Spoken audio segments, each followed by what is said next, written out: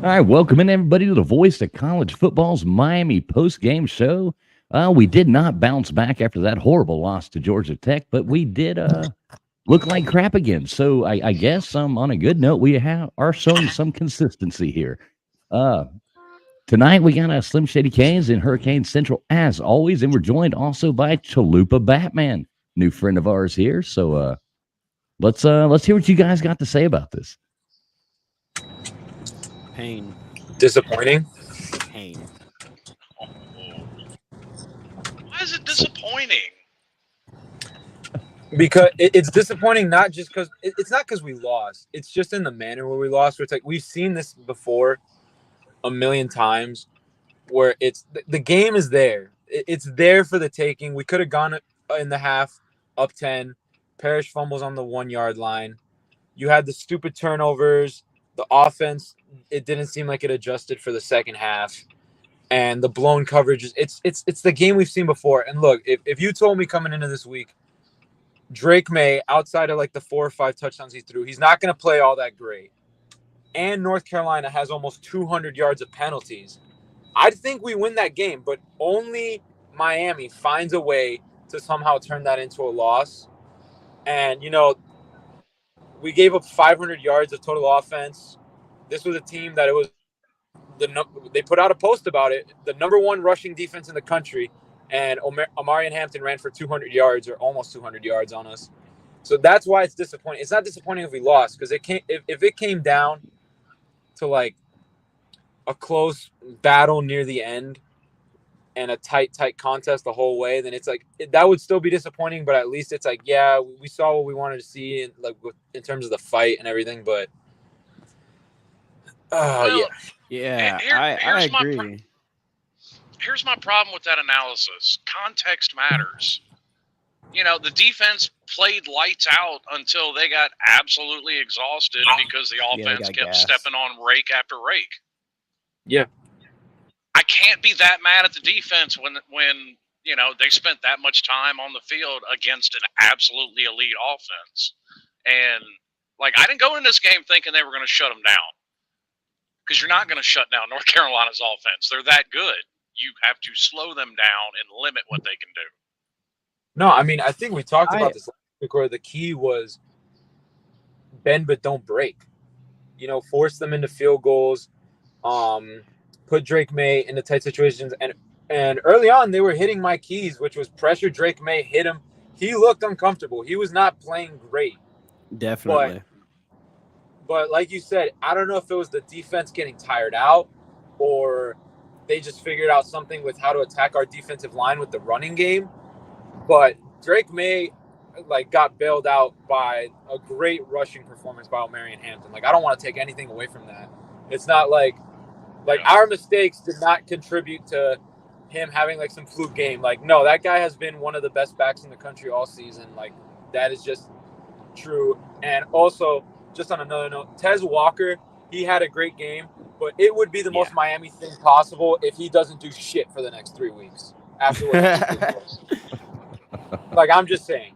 And watch, Georgia Tech's getting blown out next week. I don't even know who they play, but they're just going to get blown out next week, because that's just how these things go with us. No, they're playing Syracuse. Yeah, I agree that it's the manner in which it happened, because the way that first half started to break down, it felt like it did feel like we probably should have had a 10-point lead at halftime. I think it's the self-inflicted wounds that makes a game like this painful. Like Shady was saying, the defense did play lights out. They did bend but didn't break in the first half. We saw them get put in some uncomfortable situations, and they found a way to get off the field in some really tight situations. TVD turns the football over instantly. They're not in the red zone, but they're in kind of what you call the green zone, just outside of the red zone. Kiko gets a big sack, that knocks him out of field goal range. I thought the defense did play well, but I do think that shooting ourselves in the foot and turning the football over on offense, like Shady said, I think that tired out our defense in the second half. I think they were gassed. I think, to North Carolina's credit, they pounced on that. They adjusted. They said, okay, we've got a tired defense. We're going to pound the rock. I think that slowed down our pass rush, obviously. And they did not have an answer for Ruben Bain in the first half. They just absolutely didn't. But you can only do so much as a defense. You can only rotate so much before these guys start to get gashed. And I think that's what happened. I think they got tired. The defense was put in some really, really bad situations tonight. You cannot play a quarterback in an offense like North Carolina and Drake May and give them extra possessions, give them extra opportunities. Elite quarterbacks will make you pay if you give them extra opportunities and short field with those extra opportunities. That's what a guy like Drake May does. The game plan should have been keep 10 on the sidelines as much as you can. And I think because we could not really control the time of possession and limit us shooting ourselves in the foot, that's what ultimately led to this L. They beat us at our own game. They beat us at our own game where we were supposed to be the team that can run it down your throat and control time of possession, but they were the ones that did that. And, as much as I hate Mac Brown and I don't wish injury, but I kind of hope he pulls a Joe Biden and kind of slips on some stairs. But well, nothing serious, but just a little gaffe, but whatever. And to your point, Batman, going back to context, and this is the first game this year that, in my opinion, you can point to the offensive line and say they had a bad game. They could not get the run established. I mean, at one point, they got a sack rushing 3. Yeah, that what was are y'all rough. doing? He's also got to step up there. He's got to see that and step up there. But yeah, you still Yeah. got beat. Well, I mean, and that wasn't the only one. There was another one that stood out to me. A defender got by Malinois and Parrish for a sack, basically untouched. Like, he just put a quick swim move on Malinois and sidestepped Parrish, and they pretty much served up TBD to him like a TV dinner. Yeah. Well, like our run game seems to have totally fallen apart. Like it seems like we had it to start with right now. I think so. It's. I mean, do they got us figured out? I mean, we just running that same stupid play right up the middle every time. It's like it's a lot of that. It's a lot of the inside zone. To me, it just lacks creativity right now. Like where's the splash? Where's the shovel pass to Brashard in motion or to Ray? Or it doesn't really seem like we're attacking the edges. It just seems like the run game lacks a little bit of creativity right now. Yeah, and even on top of that, when Shannon Dawson will call something to the outside, and I can see it replaying in my mind right now. Henry Parrish pulling his jump cut back to the inside. Why? The play is to the outside. All of your blockers are going to the outside. Quit trying to bounce it inside. Yeah. I mean, it's just. I saw Adam say this where it's like, we all knew this is like an 8-4 caliber team. And it's like, yeah, man, I picked us to go 8-4. So did I. Yeah. I picked 8-4, but that doesn't mean we can't be upset at missed opportunities. Cause that's what this was. This was a missed opportunity. Sure. Where, I mean, just think about it. Like the Henry Parrish fumble completely changes the momentum of that game. Cause then you're up 21-7. Yeah. The mishandled snap, that was kind of like the oh shit moment. That was kind of the moment where it all really went downhill because North Carolina goes downfield and they score, and we had to do what we did against Texas A&M: respond, put a drive together, get some points on the board, even if it's just a field goal. Because then guess what? You're down 21-20. At least it's something. But you do that, and it's just these plays, and we've seen it over and over and over again where we seem like we kind of have something going, and then it's just a gut punch. Like the perfect analogy, like when TBD got hit on the touchdown, you just take a hit right to the stomach, and you're down on your knees, and you're like, oh my God, this team's doing it again.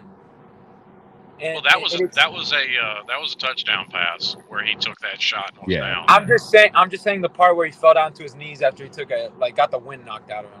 That's why I said ignore the touchdown part, but I'm just saying that. I got you. But And see, I'm still pretty like Tony asked. He says, "Where do you see 3 more wins?"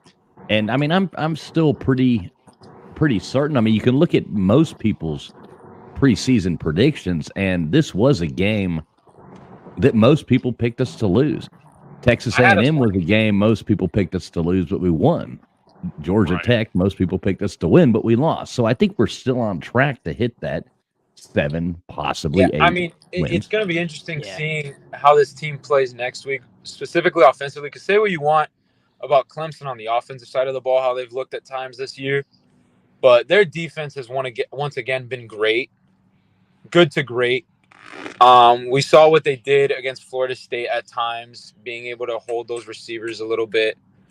But yeah, I mean, we're just back in another one of those situations where it's like, how does this team respond?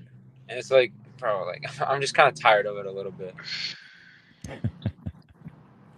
Yeah, it will be interesting to see how they respond, right? Because we all thought coming into the year, they're going to be a tougher, you know, uh, a tougher mental team this year. That Mario, tried to weed out some of the guys that didn't have that mental toughness and didn't have that patience for the vision. So it'll be interesting to see how do they respond after a game like this. That's 2 straight losses.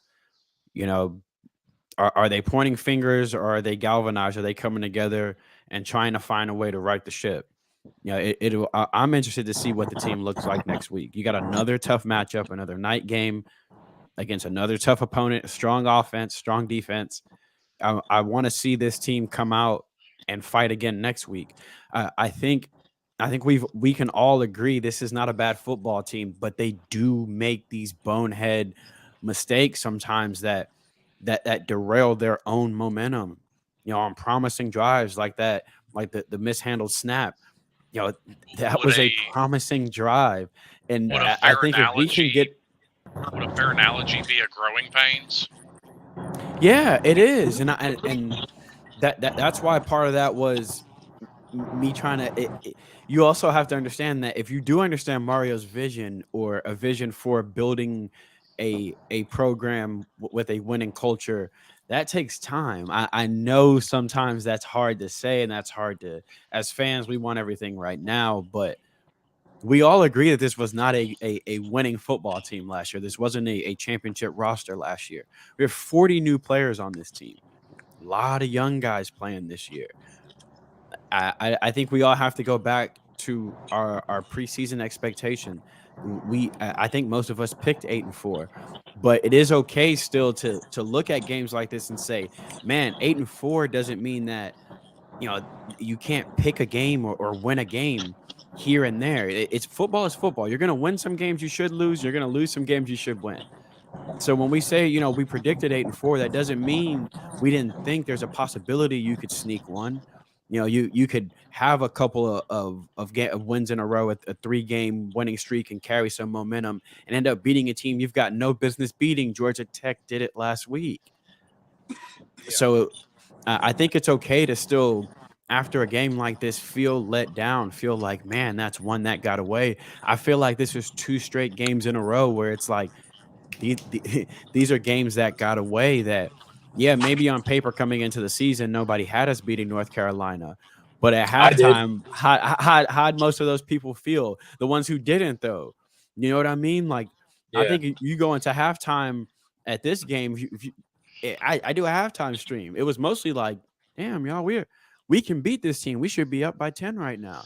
I think if we get out of our own way, that this team can have more success. But to Slim's point, this is growing pains, man. If you want to build, something that's long lasting, sometimes it hurts early. Sometimes you have to learn how to win. And I think this team is still finding out how to learn how to win together. I completely agree with that. With that last point, especially about learning how to win, and to your point, next week is kind of going to go a long way to that, because this isn't the juggernaut Clemson teams that we've faced over the last 4, 5, 6 years. No. This is a Clemson team, to be honest with you. You can draw a lot of parallels between them and Miami this year, just to be perfectly honest. Yeah, they both step on rakes constantly. Like I mean, both of them look very solid offensively, and Clemson basically in every game. Miami in the last two has looked shaky offensively. Yeah, I mean, my concern right now is have teams sort of figured out Shannon Dawson a little bit, because the whole thing with the second half, like I said, was adjustments. It really didn't look like we adjusted too much offensively. And it's like I was watching the end of the game, and credit to this, like we still kept fighting. Like it didn't seem like we really like fully gave up. We still fought. But man, all right, I'm glad you put that comment up. That has got to be the most overused and just blatantly wrong statement that I see across YouTube from Miami fans. I think that needs to be adjusted. People assume he only stares down TVD. I mean, stares down X. TVD has these lapses where he stares down a receiver, period. that's Not why he got just picked. X. I think he has just these lapses where he doesn't process quick enough, or he has a pre-snap read and he trusted a bit too much rather than scanning and adjusting. I think, and I don't think it's an X problem. I think it's a Tyler problem, because I think you're right. We saw it on the pick. I think people just they have this love-hate relationship with X that I won't understand, because the dude gives everything for the university. I think the Right. problem is Tyler staring down receivers. Put the period. You don't need to add a receiver's name. The problem is he stares down actually, receivers. there's three. It's X, Young, and George. But perfect example, to your point, when he goes through his progressions, he found Brashard Smith in the end zone, wide open.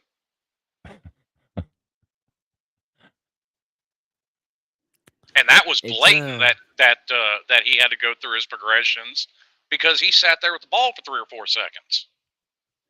Now, I also think beautiful there's a problem. things happen when you look off safeties. Beautiful things happen.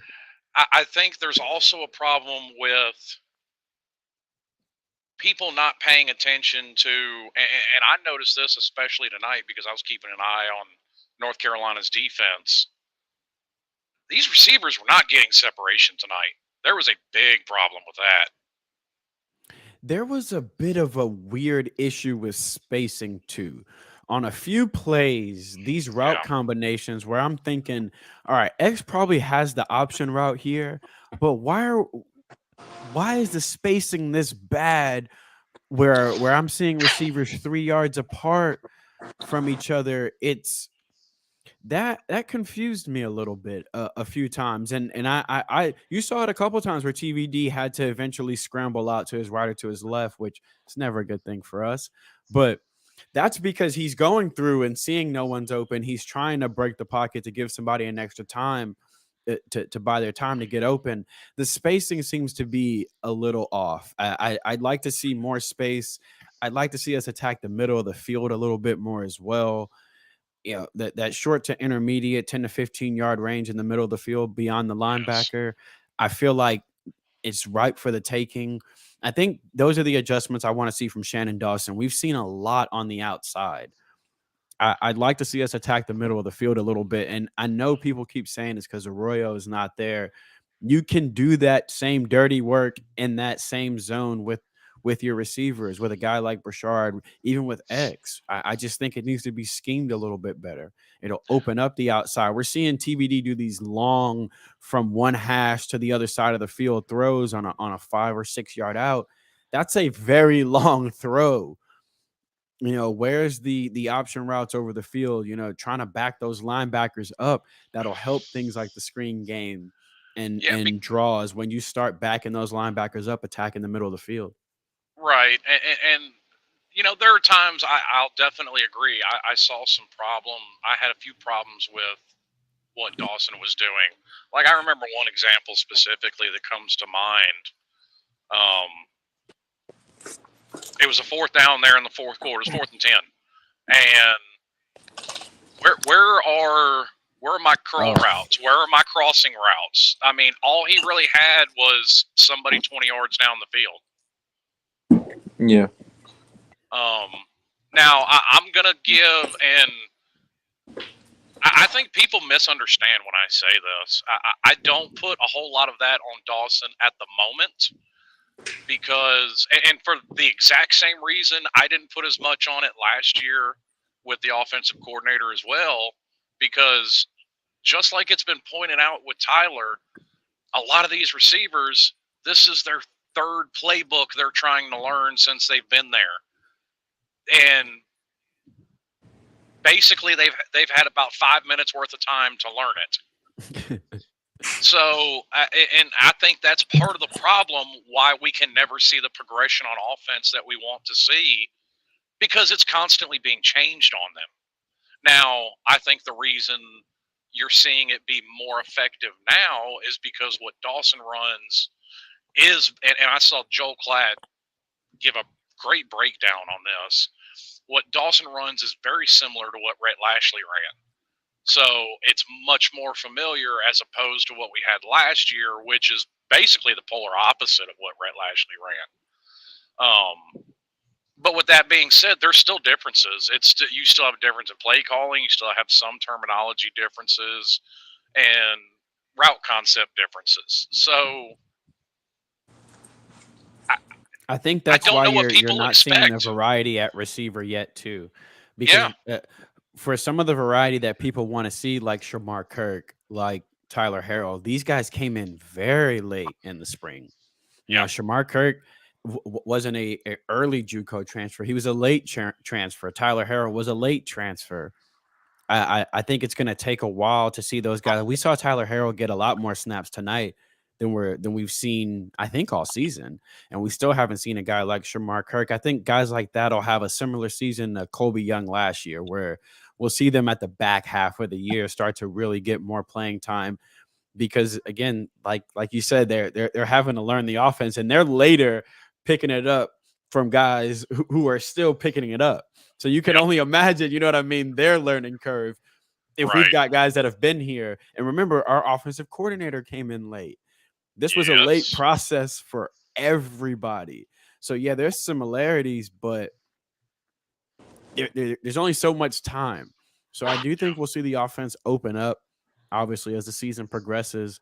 I think we will see the tight end get involved. I know that I get 87 comments about the tight end, and I understand we want to see the tight end get involved. I think Dawson's whole thing is it's very quarterback friendly, so he wants to play to TVD's strengths a bit. I just think if we run the football more effectively in this game, that helps our quarterback out as well. Yes. We didn't dominate in the trenches like we have in previous games. And if we want to talk about that Clemson game, the one thing that's worrying me now that didn't worry me coming into this game, Jordan Shipley is a dog. We cannot give up 8.3 yards a carry to Jordan Shipley next week. We just can't. I'm actually less worried about Shipley than I am Maffa. Maffa's averaging more yards per carry. Now Clemson uses him less, but to me, Maffa's far more dangerous because he's far more physical. He's bigger than Zoo. Yeah, and I think that the bigger running back is what wore us down too, especially after being gassed, being on the field too much. Then you got to tackle a big bruiser that has speed in the open field. It's a lot to ask from a defense. I think we asked our defense to bail us out a bit too much tonight. Mm-hmm. And I think for the most, that's why I'm not mad at them. For the most part, you can't really ask much better out of them, in my opinion. They carried us in that first half. You know, you can't be put in bad situations with bad field position after sustaining a long drive and continue to get the stop. Eventually, you're going to bend until you snap. They can only do so much. The big guys get tired. Now this comment from Jersey Kane, stupid penalties and execution. I mean, the execution kind of falls right in line with what we're saying about everybody's learning a new playbook. That's part of that. Now, penalties, yes, I've harped on that literally every post-game show because all y'all were in his comment section talking about I was nitpicking when they had 115 yards of penalties against Texas A&M. Oh, we won the game. Okay. Yeah, they got to You clean gave that up up. another 80 yards worth of penalties tonight. We rank 120th in D1 football. Terrible. Yeah, that's not good. Yeah. It's Yeah, great you can't, to be on you my can't shoot end. yourself in the foot. Yeah, I mean that's really the theme tonight. Like everything I said earlier, it's just another situation where we just let one get away. Just that's how it is against North Carolina. It's either they blow us out and run for 500 yards, or we shoot ourselves in the foot and not give them the game because it's like they won. They did what they were supposed to. I'm not gonna Oh be that. yeah, they I'm especially not. in the second half. Yeah, I'm not gonna be that like asshole where he's like, we gave them the game. We lost. They didn't win, and it's like no, they won. They kicked our ass for good portions of that game, but it's just that doesn't mean we didn't have opportunities. Like I said, we should have been going up into half at 24-14. Yeah.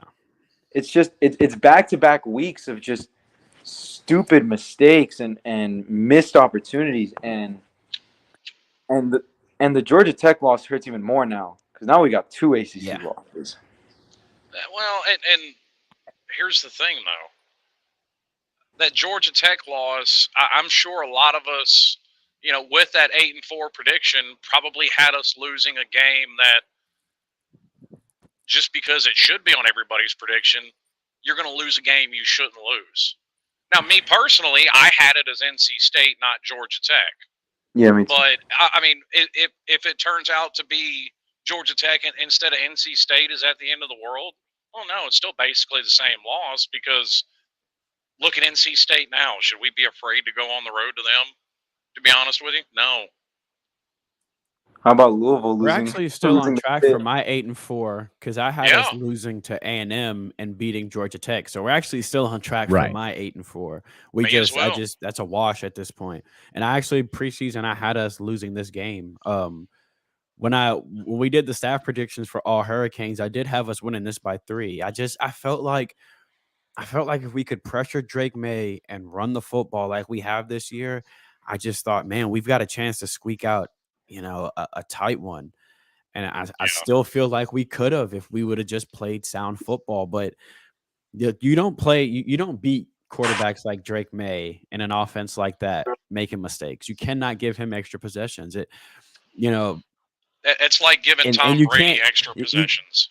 Right. Yeah, and to Drake May's credit and to that offense's credit, they made the adjustments in the second half. They had that pressure on them. They decided to start pounding the rock. They decided to start getting the ball out of his hands quick. Like they made the adjustments and they made the plays down the stretch. You got to give them credit.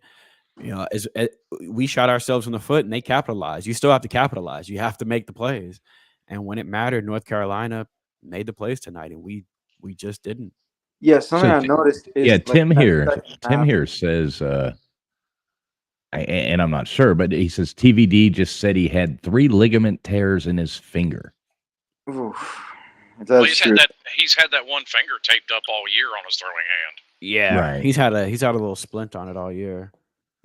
Yeah, I mean, I saw him hit it on somebody's helmet twice tonight, so that can't feel good.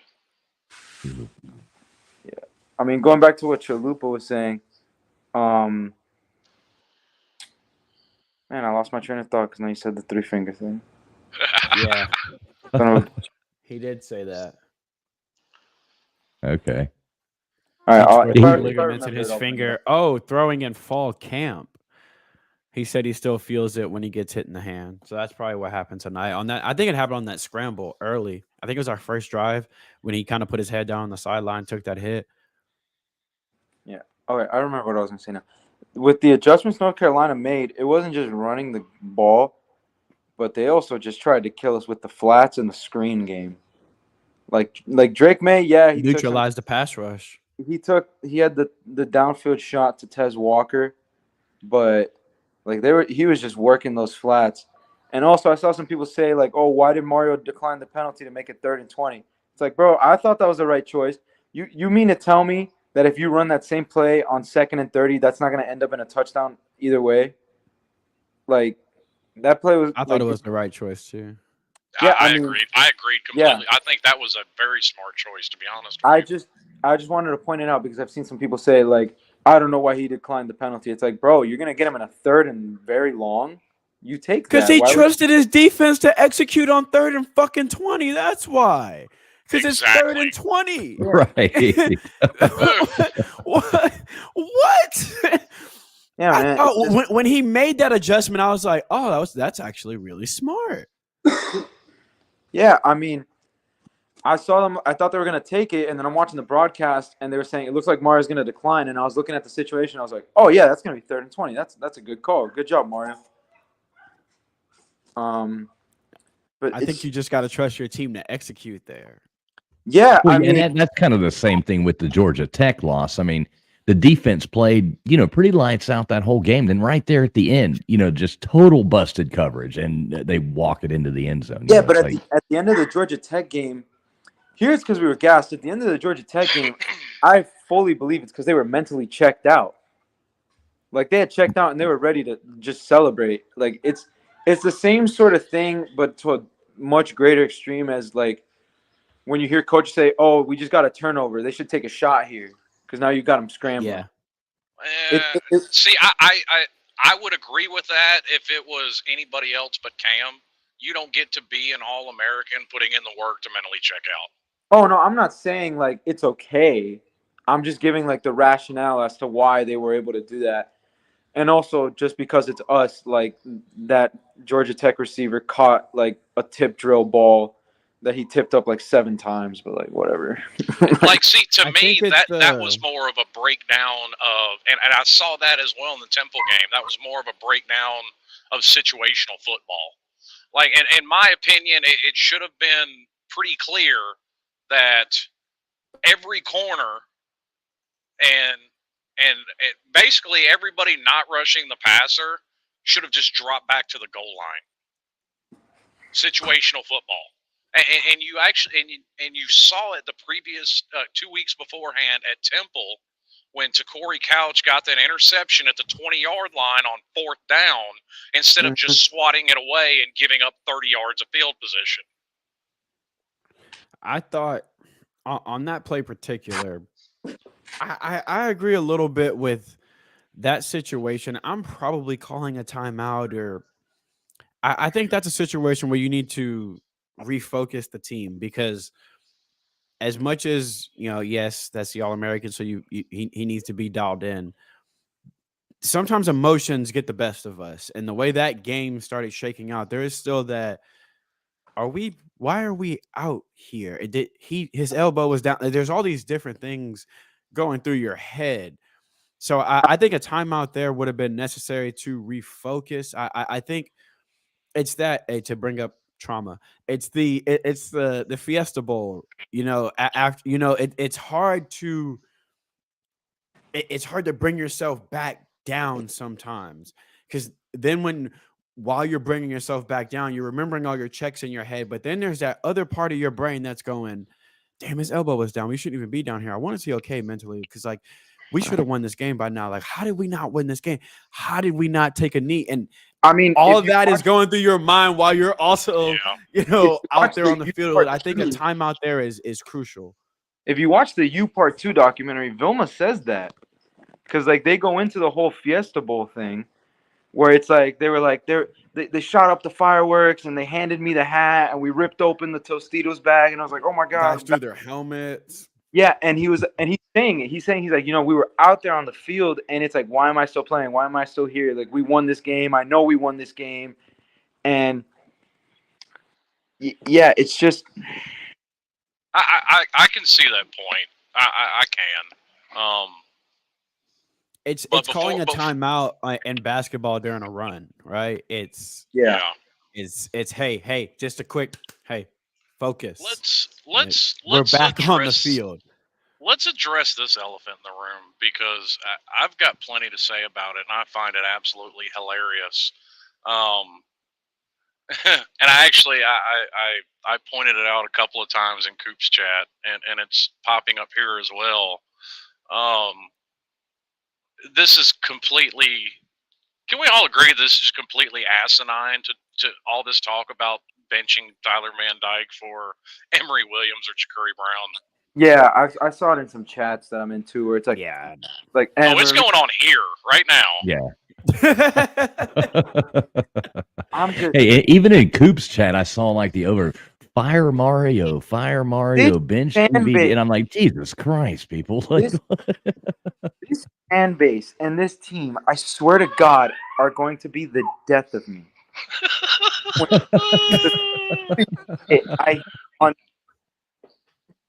Like, it's the same thing. Like, I'm like, don't worry, Mark. I'm not gonna get political here, but it's the same thing as it's like when you hear like Republicans on one side and Democrats on one side, and it's just you just hear these two loud extremes, and there's the rational people in the middle that are like level-headed, and it's like, come on, guys. But it's like, but you can't help but seeing these morons on the opposite ends of the spectrum.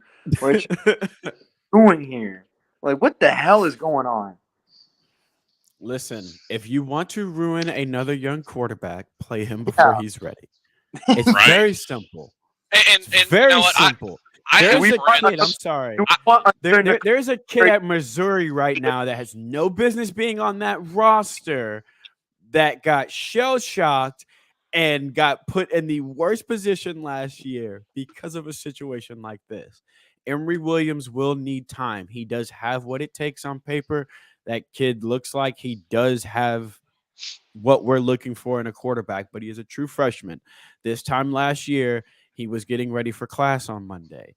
He needs time. I don't think the answer is turning to Emory right now. I don't think so. I don't think Tyler Van Dyke is the best quarterback in the nation. I don't think he's the worst either. I think sometimes we're a little too hard on him. I think he is a good quarterback. I don't think he's a great one, but I think he's a good one. Like, well, hang on though. By every metric that we measure anything in football, he is a top 10 quarterback in the country. By every metric. I'm trying to go through the quarterbacks in my head. Well, a perfect example. Coming into this game, win with Tyler. I don't think you. I think you could win a national championship with Tyler Van Dyke. I don't think you can win a national championship because of Tyler Van Dyke, if that makes any sense. But I think he's a good quarterback. I think he's the savior of the program? I don't think so, but I do think he's a good quarterback. A fair comparison to for what you just said would have been Stetson Bennett, and Tyler Van Dyke is exponentially a better quarterback than Stetson Bennett. Yeah. Oh, that's not even debatable. I'd say so. So yes, you can win a national title because of Tyler Van Dyke. I don't think so. I do, because we're not. If and not saying we're going to, but look at the style of football we play. It would have to be. I mean, coming into this game, listen. Nobody disputes Drake May is a top 4 quarterback in the country, first round draft pick. His numbers and Van Dyke's were identical coming into this game. Identical. There's more that goes into it than just their numbers. There's the other intangibles that go into why Drake May is ranked as Drake May is. His decision making, his ability to scan the football field and make the right decision quicker. He has other qualities as to okay. Let's go back to context. 3 coordinators and 2 head coaches. Drake May hasn't had to deal with that. Yeah, no. So that's actually that has done Tyler no favors. That would actually no favors. If his numbers then are basically identical to Drake's coming into this game, there's an argument to be made that if he were put in Drake May's position, he'd be even better. I think the one thing I'd like to see, I'd like to see more out of TBD is, well, I'd like to see more like energy out of TVD. I want Yes. to see more fire out of him. If he was out there kind of being more of a leader and like bringing the team up and being, he just seems so. It's like we were talking about Chalupa before Slim and Alex out there, and you made the reference that what he looks like should be like in Indiana or playing up Well, north. Like, just What because it's not TVD like people made that same comparison about Randy Shannon, and I think they just have different ways of doing it. Like let's not act like they have a camera on the sideline at all times, and we know what Tyler Van Dyke is doing and saying to everybody at all times. What TVD kind That's of reminds true. me of is like there's this great clip where it's like Michael Strahan is talking in like a doc, like in like one of those like America's Games documentary or something after they won the Super Bowl about Eli Manning, and he's like, man, I loved Eli, but you could not get anything out of that dude. Where it was like you'd be like, hey Eli, you hyped today? You ready to go? And it's just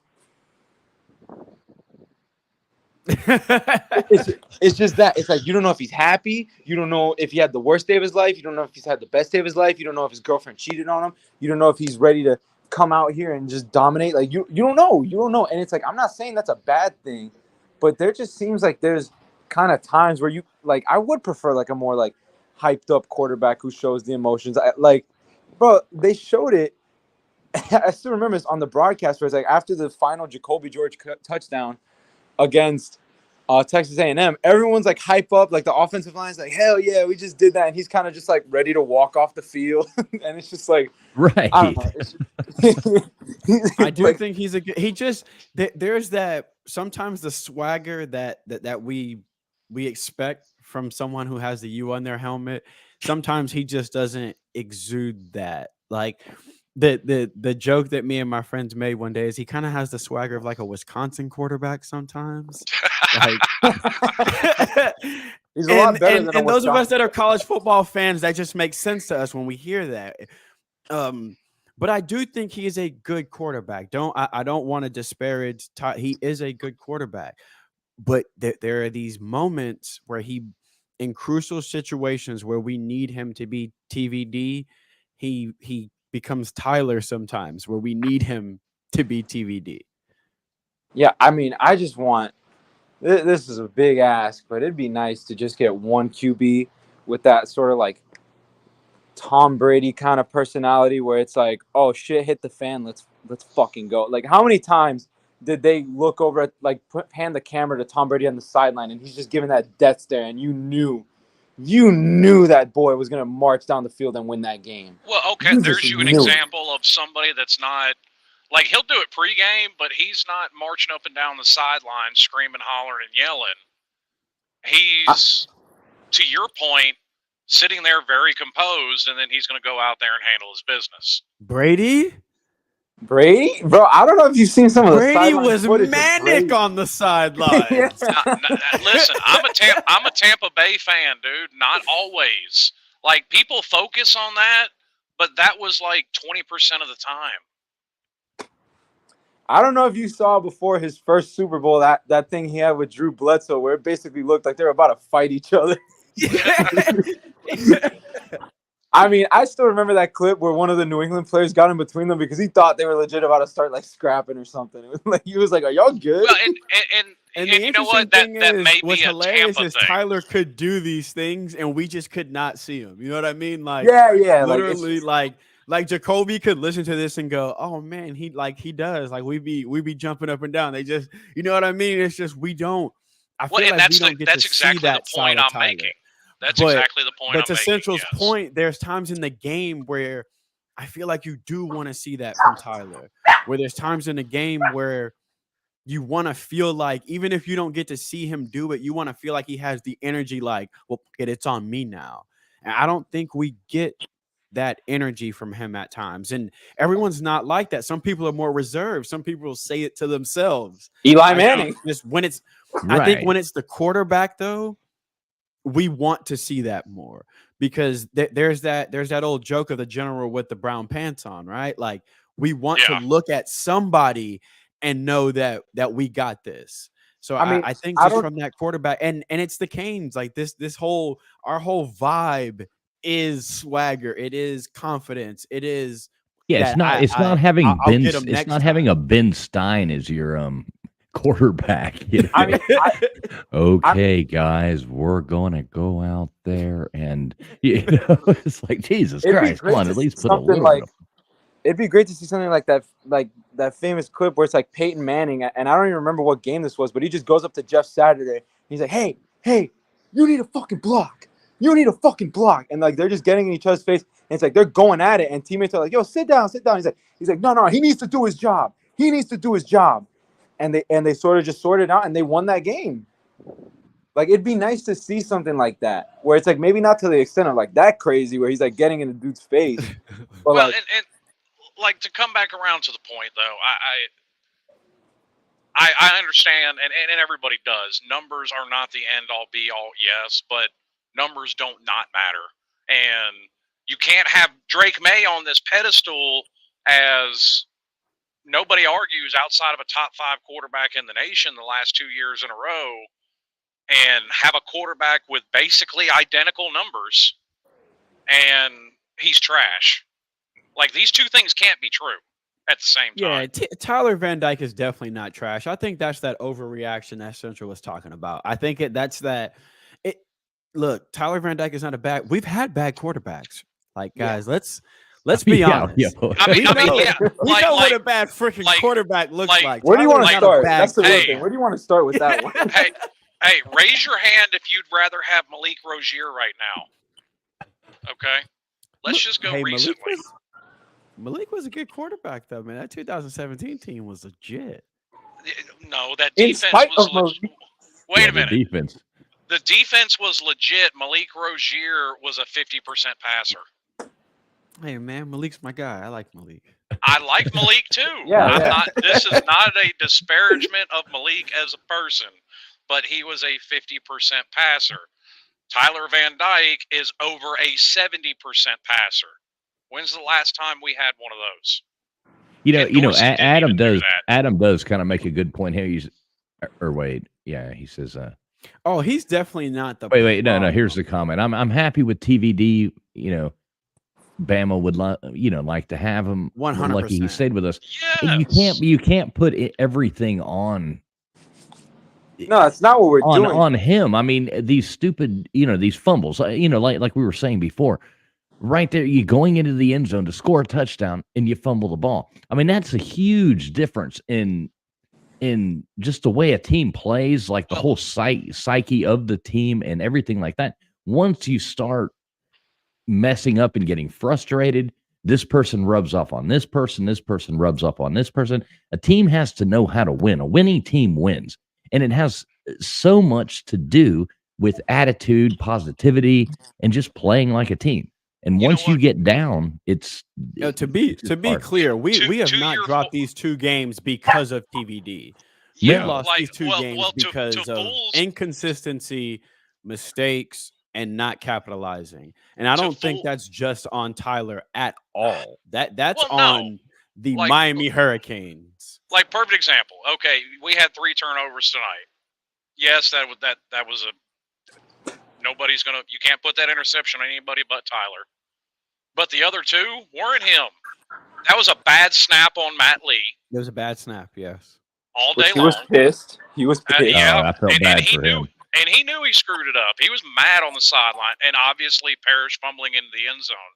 But to the point Foles just made, and I just watched this movie the other day when I was in bed sick, rolling through HBO Max. This absolutely gem of a movie called The Replacements with Keanu Reeves. What a great And movie. there's a scene in there when they're having the team meeting, and this is going to go to your point, fools. Where what does he talk about? Where they're talking about their fears, and what does he say? Quicksand. When you make one mistake, and then you try twice as hard, and then you end up making another mistake, and it seems like the harder you try, the farther you sink. Yeah, definitely. And once you get frustrated, I mean, like I've said before, I played college sports, and as a team working together, it is a machine that starts flowing. and this person rubs off on this person, and it goes like that. Once you get like a stupid mistake happens here, now this person's frustrated. You work the ball all the way down the field and go to that, and you're like, all right, we're at the 1 yard line. We're about to, oh shit. Yeah, and now everybody's down, and now the defense is having to come right back out instead of celebrating over there, going to a 20-minute commercial break. Now you're back on the field, and backing up again, and they're striking you. It And you just you start can't pressing. do that. And also and as a DB or as someone on the field, when a mistake like that happens, you want to bail the offense out, right? So then you jump a route, and then you compound a mistake with a mistake. I think James Williams had a quote before the season that, Cam had a quote before the season. He said a lot of times James was out of position last year because someone else was out of position and James wanted to cover for him. But now that means two people are out of position now. So that's that quicksand mentality. Or who was the worst at that? Bubba Bolden trying to play Superman and fly all over the field. That's that quicksand. That's that, okay, one mistake has happened. Let me try to stop the bleeding, but by over trying to stop the bleeding, you jump a route and make a mistake. What I've loved from this team is, look, 2 bad losses, right? But I think the comment earlier was made by Adam. I think last year, coming off a devastating loss like that, I think we get stomped. I don't think we see this kind of fight out of this team last year coming out of a devastating loss like that, period. I think we have seen a more mentally tough team. I do like the direction that Mario is going with the program. I will say that for the guys that overreact and fire Mario, I think we have seen his vision in glimpses. We haven't seen it all come together yet. Obviously, the team isn't where some people thought it would be. I think for a lot of us, it's not too far off at this point. But I do see the vision. I do see the drive. I do see the fight from the younger guys. I see the older guys that bought in. I see anger on the sidelines. I see passion. Yeah, we don't have Holly on the sidelines dancing up and down with his towel. Like, I see passion. I saw what I love from that game last week. They didn't point fingers at nobody but themselves. Coach Guidry came out and said, I should have applied pressure on that. X came out and tweeted out, that's on me. Everyone after that loss looked in the mirror and said, if I did one more thing different, we win that football game. Nobody pointed at Don. Nobody pointed at the refs. Nobody pointed at the coaches. Everyone that wore that last week looked at themselves and said, damn, if I get one more tackle on 3rd down, they don't get another possession. They're not in that situation. X is like, man, if I get open one more time, Tyler hits me, and we're not in that situation. This team holds themselves accountable. The winning will take time. Like Shady said earlier, this is growing pains. If you want to build something that's worth having, that's a championship culture, sometimes you're going to have to figure out how to win. And right now, this team is learning how to win together. They don't have it right now. They haven't figured out how to finish. We saw them come out strong, not make the adjustments at half. That's something that they will have to learn as they grow. The coordinators are new. There's a ton of young players, I think, but we are headed in the right direction. I mean, I don't know about y'all. It didn't look like the team quit to me. It didn't seem like, they look gassed. They look like they got beat. Like, saying they quit takes the credit away from North Carolina. I think North Carolina just played a better second half, but I don't think the team is quitting. I'm tired. I'm tired of everybody, going on with this whole, fire this person. Oh, we're a dumpster fire. Oh, we're this and that. I mean, we were a 5-7. I mean, totally shit show of a team last year. I mean, all at the beginning of the season. I mean, I remember making a statement when we did the preseason, thing. I'm like, if we could just win a bowl game, I'd be ecstatic. I mean, that would be like the coolest thing in the world to just win a bowl game, make it to a bowl and win a game. And at least we know we're moving in the right direction. And now I see people like, oh, I'm jumping ship. I ain't watching this crap team anymore. Well, I'm blah, blah, blah. It's like, come on. What do you expect to go 12-0 this year? And listen, I'm going to sound like a broken record, but I've been saying it on YouTube for 7 years, and I'm going to continue to say it on YouTube until it stops. 6 head coaches in 18 seasons. That is a losing recipe for every football team ever imaginable. 5 offensive coordinators in 6 years. Or no, defensive coordinators. 4 offensive coordinators in 5 years. Name me the program that is ever successful doing that outside of Alabama, who was a well-oiled machine by the time they started recycling coordinators every year or every couple of years. Yeah, and Once that's you're because a they went off well-oiled and they machine, were head coaches. Like, it's Yeah, not like they're yeah. firing well, coordinators. once you're a machine, you can do that. You can swap out parts like that. But look, it's even starting to catch up to Alabama. They're not the Alabama they were 3 years ago. And to your point of, to me, proof of concept of Mario's vision, we're not losing a game, and they're on the sideline filming fucking TikTok dances. So you're saying you want to bring back the turnover chain? No. Oh, Jesus, no. We differ on that. I've got. I mean, two of hey, them over here. I'm glad you touched on that because I've got 2 of them over here. Hey, listen, I've got a couple of them in there. It was great, but when you're down by 30 and you're pulling out a chain, you look like an idiot. Yeah, see, I always thought it should be for impact plays. So if you're down by 30 in the 4th quarter, you don't get a chain for that interception. That does not impact the game. Like, you know what I mean? I feel like there's ways to do it. And the reason I feel like we should still do it is because everyone stole our shit. If they're gonna steal it and do it worse, like Joker mask and thrones and all this other weird gimmicks. How about the Tennessee trash can? That It's was like, that. what that are y'all took the doing cake. out here? nah, it was Like, the what are back. y'all? The backpack was Steal the it the worst. Yeah, right the way. Dora Put the your Explorer logo on a backpack chain was and the just best. admit that you stole it. Like, just stop with the gimmicks.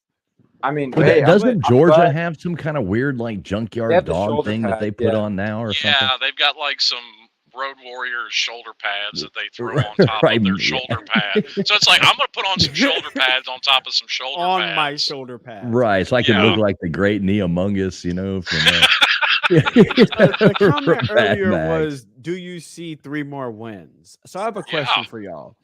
If the team finishes off only beating Virginia, NC State, Louisville, and Boston College, are you happy with the rest of this season?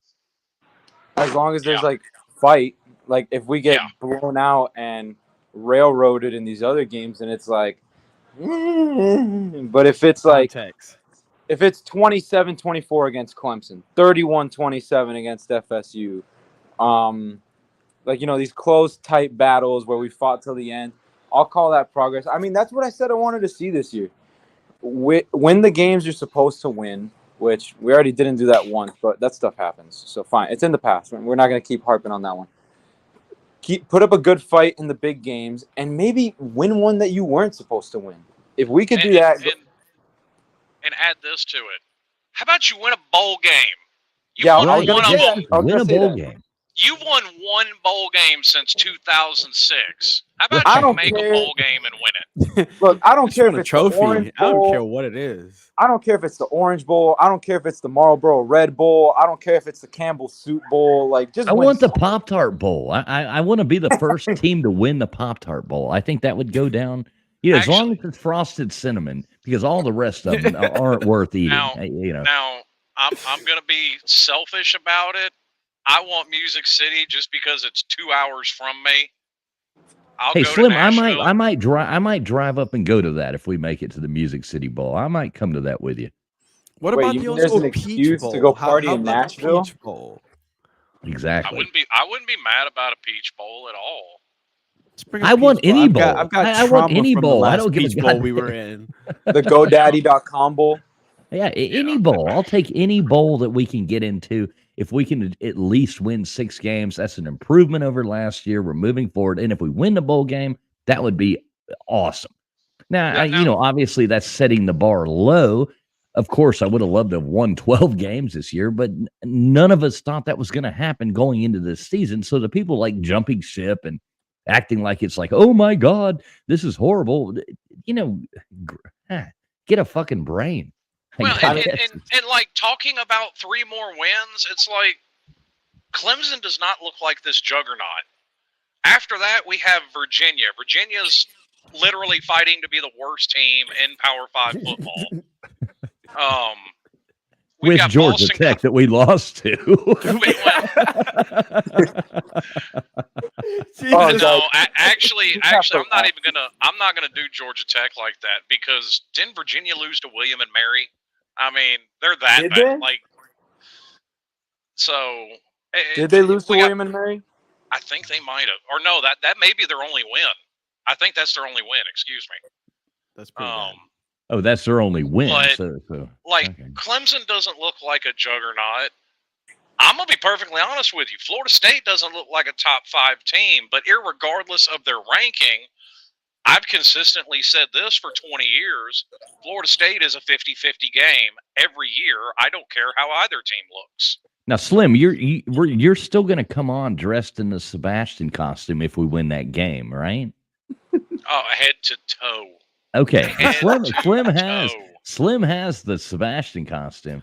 You should have seen him. I was telling Chalupa about the Slob Olympics before you guys got on here. You got to watch those videos, Chalupa. Slim's out there running, doing stuff. I have to watch this. In a now. Sebastian you're in the Sebastian. Okay, dude. That's what I didn't tell you about the Slob Olympics is everybody wears costumes, so it's not just like that. So it's a whole group of people. I mean, we got a 6'6" guy, Nate the Great, dressed up as a Hooters waitress. I mean, we've got Slim in the thing. I mean, at the beach, I was David Hasselhoff. There was, everything. Up as the Pope. Yeah, we had a Pope I used out to be there. A cosplayer. You're speaking to the cosplayer. We had a pimp out there. Don't forget Billy Paul. Yeah, for Billy Paul had on a purple crushed velvet suit with a leopard print hat. Crushed velvet is a choice.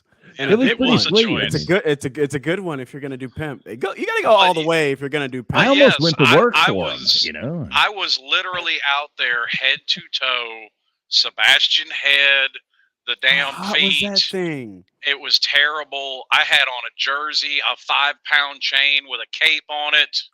I mean, I was dressed to the nines, man. Out there on a beach full of people throwing potatoes as far as we could.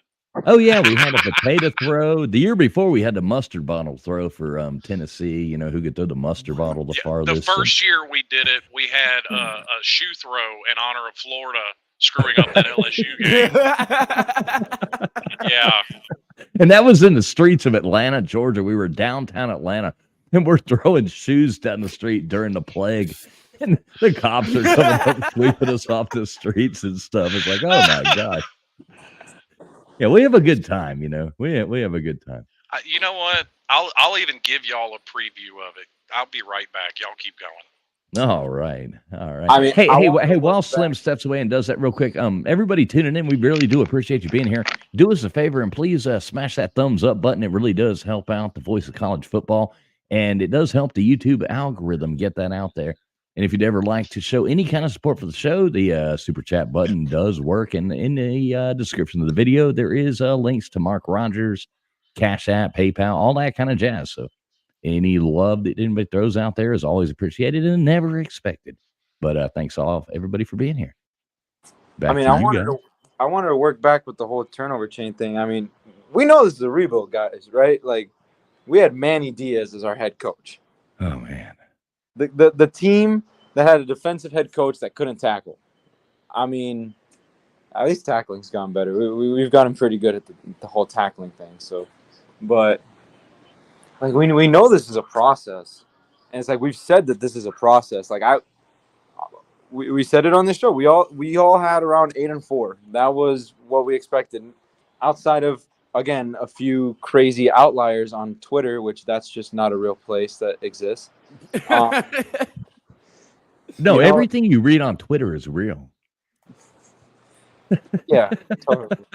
I mean, Twitter's the biggest group of lunatics I've ever seen in my life. Worst. I have the worst. I have seen some of the worst things ever said not even just like in an offensive way, just in a what are you thinking, what is going on in your head kind of way on that app. But whatever. I've seen the worst takes, the worst football takes in the past 7 days that I've ever seen in my entire life. I've just seen some of the worst. Yeah, I mean that whole app is brain dead. I mainly follow like shit posters and trolls, and the really funny part is when people take them serious. Like that's what's great about that app. Like Barry, the guy Barry McCockiner, like where he just like trolls the whole time, and people just fall for it every time, and it's just funny. But Yeah, who's that Right. other guy? It's like the what is it, the 3-year Letterman or the 4-year, 5-year Yeah, Letterman or something like that. That guy's hilarious, man. I mean, the stuff he does is just as funny as can be.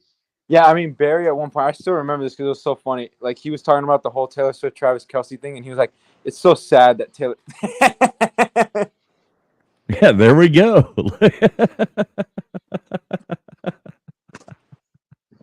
I just want to acquire one of these. Oh yeah, look at this. Look at this. This is like the wish.com Sebastian right here. The cosplay is strong with this one. How does one acquire a Sebastian costume? Oh, That looks yeah. incredibly freaking hot, though. Oh, you should have seen As him out someone there on who the beach. cosplayed, like helmets are hot, and that Oh is yeah, a that thing's hot. big dude, for fuzzy real. helmet. Oh, it's got a whole bodysuit too. Yeah, that looks like a. So I live in Texas. That looks like a heat stroke. I would become Sebastian. I would melt into that thing. You just Yeah, morph right into the being tight right ends in are a the beach. question. What's interesting though is Dawson previously at Houston, that offense ran through the slot quite a bit. Now they could have been because of personnel, because of Tank Dell, but that offense ran primarily through the slot, which we're seeing a little bit this year with X. It could be the Arroyo thing. It could just be the way he schemes his offense up. The tight end's not that involved. I think to Slim's point, I think we won't really see what like the true essence of this offense until later in the season. I think it's going to take time for the wrinkles. I think what we're seeing now is the bread and butter of this offense, that scissors concept that we're seeing a lot, those 5-yard outs, the screens, the jailbreaks, the inside zones. I think that's the bread and butter. And I think we will start seeing more of the offense as the season progresses. But if you're going to install something new, first you got to get the bread and butter right. So I think that's what we're seeing now. Well, I'm and I getting agree with that flashbacks to point Josh too. Gaddis with the whole. He's trying to hide the offense with what you just said. I have PTSD from that whole mess last year. No, Well, not that he's and- trying to hide it necessarily. No. I know what you mean. I know what you mean. But I'm just, like, you can't give them everything at once because then no one knows anything. If you give them the whole yellow pages at once and say learn this entire book, no one knows anything. But if you say learn pages 1 through 20, once we master 1 through 20, then Well, Yeah, no, perfect I know example. what you're You saying. I was just wanna see PTSD. peak. You want to Yeah. see peak end result. If you want to see peak end result of what Dawson can do, Will Greer almost won the Heisman under this guy. Dawson was He's there good at West at scoring. Virginia with Dana Holgorsen with Will Greer, and they made a serious run to get him the Heisman, and almost did it. he if you look at what he did with Clayton Tune the past few years, just Coach Dawson is a good offensive mind. He's a good offensive coach. He's a good quarterback coach. Again, we're going to have to trust the process here, and I know that's hard to say. It's not sexy. It's not fun. Everyone wants to have Caleb Williams out there as our quarterback, and you want to be dominating and fighting for national championships, but that takes time. It starts with a Pop-Tarts Bowl. It sometimes it takes time, and if you want to build It starts with a championship- Camping World Bowl in 2016, and look what they were able to keep that momentum going into 17. you got Hey, Adam, I want a Pop-Tarts Bowl championship shirt too. So I'll tell you what, I'm going to make you a deal. Period. Yeah, I'm gonna make Adam a deal. If we win that game, Adam, I will buy you a shirt and you buy me one. How about that? It sounds like a great plan to me. So Now I would agree to that, but only if you concede that cherry Pop-Tarts are the greatest of them all. No, it's the frosted Ooh. cinnamon ones are the only edible ones, Oh, you know. the frosted cherry ones, sir. Oh man, Wild no. berry. Ooh, Wild berry. Oh, he's like throwing the curveball in there with the wild berry.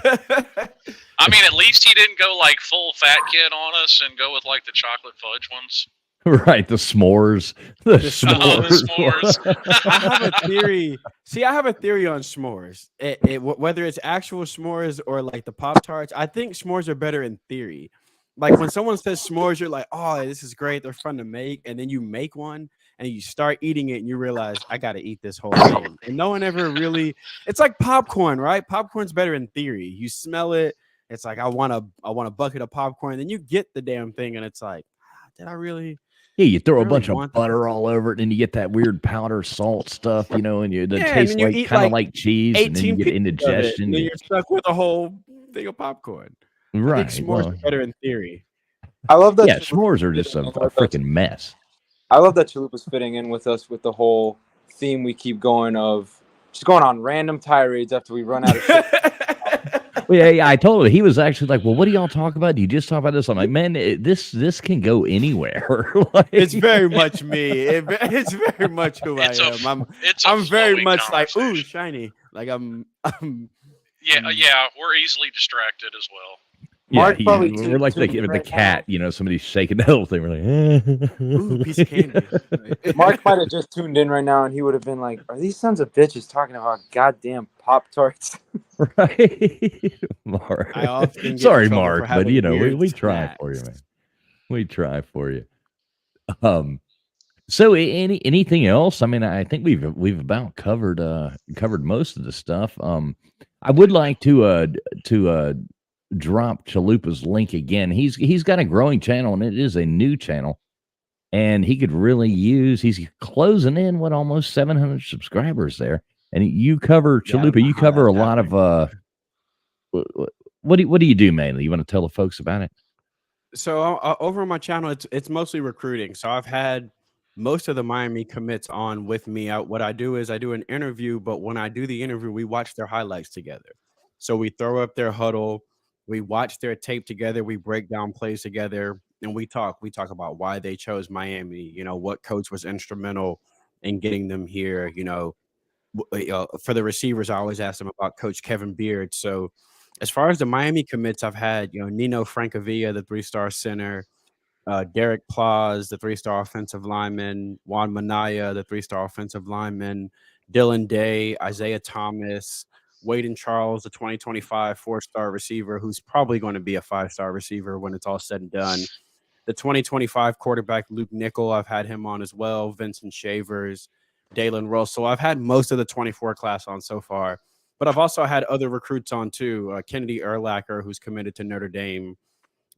Recently, I talked to David Schmidt. He's a 3-star receiver who has been to Miami a few times. So it's cool to have the recruits on and ask them, like, like what really went into why you chose the Canes. And like Isaiah Thomas was like, he knew he was going to be a Cane when he took his Florida State visit, which was just fascinating to hear him say. Like, he said he walked in there, he looked around, and he was like, I want to be here, but as a Cane beating them. And that was the moment that he knew he was going to commit. The 2025 receiver, Waden Charles, his very first offer ever from a college was actually from Coach Kevin Beard when he was at Toledo. So you get to see these threads as to why these guys chose Miami. And you get to see that, for those who don't think Mario's vision is working, listen to the players that he's recruiting. They buy in, they trust his vision. It's cool to see what goes into these young men's journey. And I had a guy on like Cameron Pruitt, the 4-star linebacker, who told a different story of recruiting. He's trying to be an early enrollee, so he takes like 8 classes a day and night courses, and he takes so many classes that sometimes he wakes up early so he can get to school early and take a nap in his car so he won't be late, because he's usually studying or taking a night class till 3 a.m. just because he wants to graduate high school early. So you get to see the other side of recruiting, where a 16-year-old doesn't go to prom, parties, or has a PlayStation or none of that, because his singular focus is college football. So I like to ask them those questions and get behind just. I know you run a 4.3, but like, what actually went into why the hell are you deciding to come to Miami if you're from Wyoming? So it's just cool to get behind the helmet a little bit and learn about these recruits and learn. You end up learning more about the staff actually through these recruits. You learn kind of the players that they like targeting. So after you talk to a few linebackers, you're like, okay, Coach D Nick likes a certain player. You can tell after you talk to a few of them. And the receivers, you're like, you can tell Coach Kevin Beard likes this type of young man. It's really interesting. And to see them buy in, guys like Derek Plaz and Juan Manaya, it's really refreshing, and it'll reinvigorate to you if you're a Canes fan that Mario is going in the right direction. Trust me when you hear the recruits. Don't take it from me. Listen to the recruits say it. They'll tell you. I had Juan on right after the loss. And one of the first things he said was, I know he's building a culture that can withstand even a heartbreaking loss like Georgia Tech. Like, so I reached out to recruits after the Georgia Tech game, and they were like, no, Mario's got things under control. That loss doesn't sway me. So if you search Chalupa Batman on YouTube, you'll find it. There's a ton of the Canes recruits. I'm speaking to a couple tomorrow. Diabell, the 4-star quarterback from American Heritage, his 2026 kid who has a Canes offer. So I like to do that. It's a little different. I want to do something no one does. I figure if you're going to be late to YouTube, you got to be different.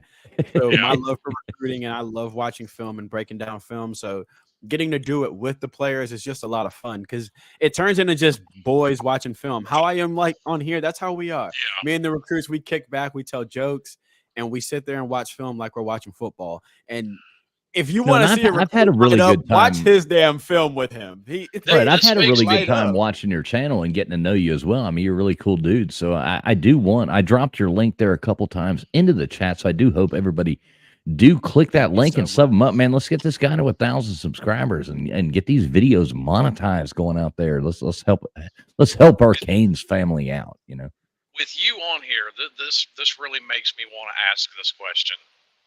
Did we dodge a bullet with Cormani McClain going to Colorado? Mm-hmm. Yeah. Okay, so he's an interesting case.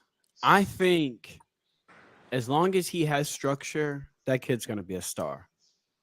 I think as long as he has structure, he's going to be a star. I think he landed in I think he would have been fine in either location because he's going to be held as much as Dion likes to flash and all that. He is an old school football coach. Like that young man is going to be held accountable. And I think if he was here, let me tell you something. Coach Adai not about to play the madness. So I think he needed somewhere like us or somewhere that is going to hold him accountable. And as long as he has that, I think the sky's the limit for him. But I do think people undersold Damari Brown in that whole ordeal where people were like, oh, Cormani. Look, Damari Brown was arguably the best cornerback in the country last year. Even with Cormani McClain in that class, like Damari Brown is legit. But I do think for him, he needs structure. And I think an old school coach like Mario or Dion was the best fit for him, or a Nick Saban at Bama. I think he's the kind of young man that he needs structure. He needs to be able to feel like he's playing on instinct and being allowed to do what he does, but it's really controlled chaos where you're doing what I allow you to do. Yeah, and I mean, if he were to stay there under Dion, you may be right. Unfortunately, I'm of the opinion that Dion's not in Colorado for the long haul. No, I don't think not so at either. all. I give him 2-3 years. Yeah, exactly. I think when his kids are gone, he is too. Well, I think in 3 years they're probably going to be a force to be reckoned with, and they're going to make a really good run, and then he's going to pack up ship and take everybody that's on the top with him somewhere else, and he's going to move up and get a good job, at a bigger school, and take those elite players with him, just like he did, to Colorado. I just hope he doesn't come to Florida State for unless. There's heat there between Dion and Florida State. Yeah, there is, which is why I think he'd do something weird and go to Florida or something. I actually think he'd go to the NFL. I don't think he will. Next stop. Well, I don't think he see. will. The way he's so kid centric and likes molding young men, I think he'd lose his mind in the NFL. I think he'd absolutely lose his mind because he's a bind to my message kind of guy. Whereas NFL players are like, screw your message. You know what I mean? I think his stick works on recruits. I don't know if it works on 28-year-old millionaire Right. who Before is we like, get too I've done the same thing too. Like you were a first round pick, so was I. Like what? I well, think his stick works better in college, but I agree. I think 2 years, maybe 3. I wouldn't be shocked if they have a really good year next year. Like if they end up, if he doesn't improve the trenches, it doesn't matter how many skilled players you have. yeah.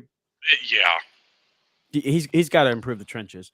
But I think eventually, you can't avoid the check someone's going to write for him or just the prestige of being at a bigger program.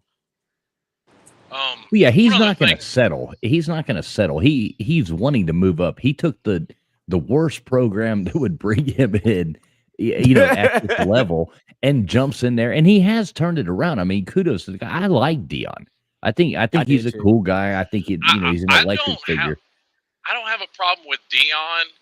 I do have a very big problem with that very first meeting he had. I've got a big problem with that. But outside of that, no, I don't really have a problem with Dion. Yeah, I don't think he went about that exactly right, but I mean, he is Dion. Dion's gonna Dion. That's just who the man is. That's the thing I said that about Dan Lanning today. If anything, that dude is consistent. He's going to be him. And for better or worse, like Salim is saying, sometimes that's for worse. But at the end of the day, it is. Because I agree, that first meeting, as someone who played ball, watching that, I was thinking like, oh God, I'd probably cried. Like that would have this is my dream in front of me that you're telling me. Like, I'd have been like, what the like fuck did he I'm say? just like I could imagine myself like a linebacker sitting in that room. I might have popped him in the mouth. But I would have felt like the sky is falling for me. Like for him to come in and you know what I mean, and have that kind of energy. I would have felt like, damn, the sky is just as a player thinking like that probably means it's just that it was a weird way to approach that. Whereas I kind of like the way Mario and some of the veterans approached this team last year, where it was like the message isn't I'm bringing people in to replace you. The message is this is our vision. If you don't agree with the vision, get out. It's not that I want to replace you. It's that I will if I have to. Well, and here's the thing though, like when Mario snapped off, that was two parents coming at him on social media. It was warranted. It wasn't to the. It was warranted. It was warranted, but it was to the parents coming at him on social media. It wasn't in a players' meeting. And he likes to do Mario moves different too. He likes to do his things behind closed doors. I mean, so can we address that weird thing Mario does though, where you don't know if he's smiling or what he's doing? He's got this like look where he's walking around. He's like. Today he did it during the game, and I turned towards my fiance and I was like, I wish he would stop making faces like this because he gets memed, and then I have to deal with the trolls. Right. Can you stop? I see him walking along. He's like, I don't know how many times I've seen that photo from the end of the Georgia Tech game where he's just like, yeah. Like, I'm like, and, what and, are you like doing to especially, my mentions, bro? Stop. And especially when he's kind of leaning his head back and his chin almost disappears. He's got this weird goofy look on his face. This exact conversation happened during the game. I turned towards her and I was like, I wish he'd stop making these faces because I get memed out of control and I have to deal with the trolls from this. Does he not have any compassion? Read these comments. Like what you need to fight it is Mario in one of his Brazilian jiu-jitsu classes and just put up that meme. My coach can beat up your coach. End of discussion. I mean, honestly, I'd probably take him in a few skirmishes with some coaches around the country. Mario's a former offensive lineman. He's a He doesn't that's look still like he takes a lot of mess. I'm just gonna be honest with you. and something tells me like Dabo kind of fits that mold too, because he's always got the sweater on, so you really can't tell how big he still is. But like Dabo still runs like 5 miles a day. I mean, could we make like a Thunderdome of coaches? You know, we could start like 2 men enter, 1 man leave, and we could have like Thunderdome in the Royal offseason. Rumble.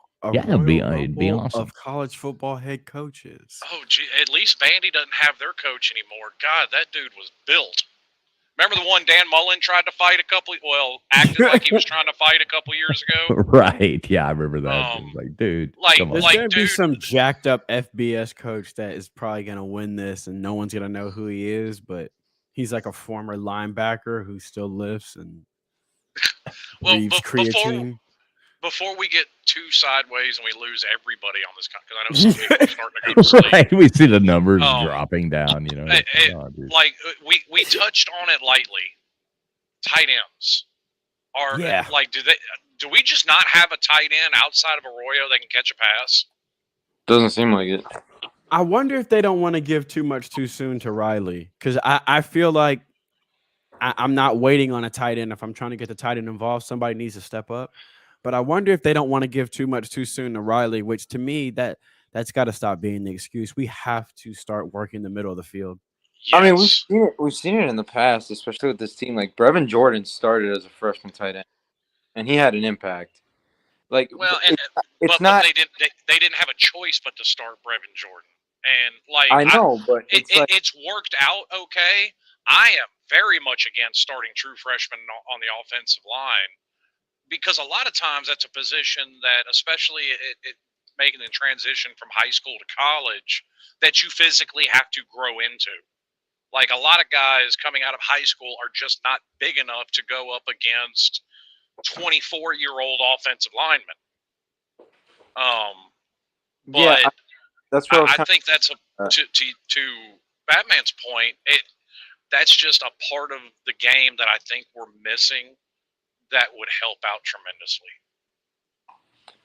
Yeah, I mean, like, I agree with what you were saying, where it's like offensive line, normally it's like a big no-no, but like positions like tight end, receiver, running back, like you can put in there.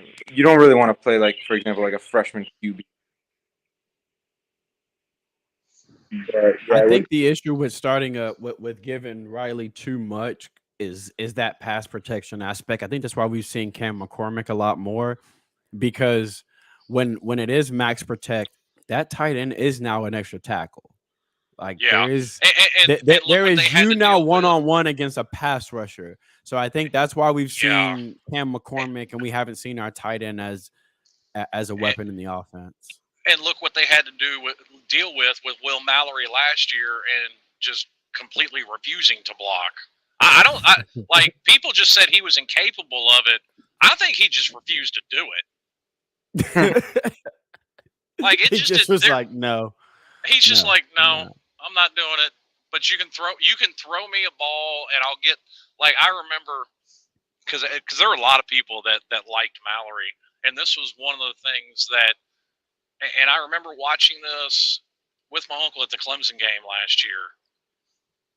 And it's one of the things that, I'm sorry, but the offense, you can't put all that on the offensive coordinator last year, when Will Mallory literally catches a 3-yard pass and falls over, and then completely whiffs on a block for a 3-yard loss on the next play. What are you supposed to do with that? And he was boring as hell too. Could you imagine like him and TVD having a conversation? I mean, it must have been like the worst thing ever. Wisconsin. It's just so Wisconsin. It's so Big Ten. Like, oh my god! Like, you could just see them having like another best friend whose name is like Schnullenberger, and like they're like 5th-year seniors together at like Penn State. Hanging out at Applebee's, Now, watch what you say now, because there should be a Schnellenberger trophy statue on campus. Actually, this year, I'm excited for that Louisville game to bring home that trophy. We need some shit in the trophy closet, man. Boots. It was the pipe, man. Come on. The You know they're not going to boots. give him. They're never going to let us have a reference anywhere. It was the pipe. That's what Schnellenberger was known for. It's weird they didn't just like put the pipe in somewhere, right? Just like lay it on the boots and make it a part of the statue. They should have. It is kind of weird they didn't do that. Now, You I know, will say, as it's like- far as trophies go, though, I absolutely love it. It's a 'cause neat I, one. Well, beyond that, I absolutely love it because Gator fans all over the internet to this day cry that they're not going to get that damn canoe next year. And they're still crying. Like, I've had Gator fans, I've gotten them so worked up on the internet, they've threatened to break into the heck and steal it. Not happening, guys. Slim, No, it's not you've actually got people on the internet worked up, Slim. Oh, listen, I be good or be good at it. I really thought that I didn't think I thought, I'm just another nobody on the internet, whatever, just giving my opinion on college football all over the place. But I really thought I made it when a YouTuber sent me a link and there was a 9-page Florida Gators message board all about how much they fucking hated me. That's I've watched this man get into more people's feelers than you could ever possibly imagine. It's absolutely hilarious. I'm proud to call you my friend, Slim. When the opposition puts that much time into us. Like, there's a guy who is constantly in my mentions, and the other day I was like, you do know that like I get a discount at Canes where if you want a fucking jersey, you you say you don't root for us, yet you know the guys that we're recruiting and everything. I'll get you a jersey on the low if you want. Just slide in the DMs. I won't tell anybody. But a lot of these Florida State fans keep up with the team more than Hurricane fans. They It's do. like if you're that obsessive. invested, I'll get you a jersey. It's not hard. Well, when have them they lost, customizable on Fanatics now, I can put whatever you want on the back of it. Yeah. well, you got to Dude, feel I bad love for that, them. by the When they way. lost Maya off the butter thing, and Maya's not there anymore. I mean, their only cheerleader went away. So It's why I couldn't lose to A&M because they do that male cheerleader weird yelling see, thing the night Chalupa, before. you should have met us last year. We went on and I organized an epic troll. They stream that yell practice. They stream that online and on YouTube, and nobody ever watched it. Nothing. And I organized a huge assault, and of course we lost the game. But boy, we trolled that Zach guy dancing around out there. I mean, I had people. There was a ton of us, and there was 50, 60 people in there trolling. And they were all mad. We're reporting you to YouTube for harassment and bullying and all this. It was absolutely hilarious. I'm banned from that channel to this day, by the way. So I actually showed that video to my fiance, and I posed the question. I said, so everything with college football is based on tradition, right? Everything they do is based on things that were done in the past when a lot of these football programs first started. What were they doing back in the day at A&M? Oh, actually, I know. What exactly was going on? I'm pretty sure it's one of those. Thank you, sir. May I have another? Kind of. That Well, is very kind of listen, I know. Look at A&M anyway. It's a fake ROTC school. They all Lot wear of dudes. uniforms. They Lot all of wear dudes. uniforms that are 2 sizes too small. They're playing with wooden guns. They probably watched the Nutcracker way too many times. Lots of dudes. Yeah, Just lots lot of dudes of in dudes. overalls that are too small. I cannot trust a school that doesn't have female cheerleaders. I just No. can't do it.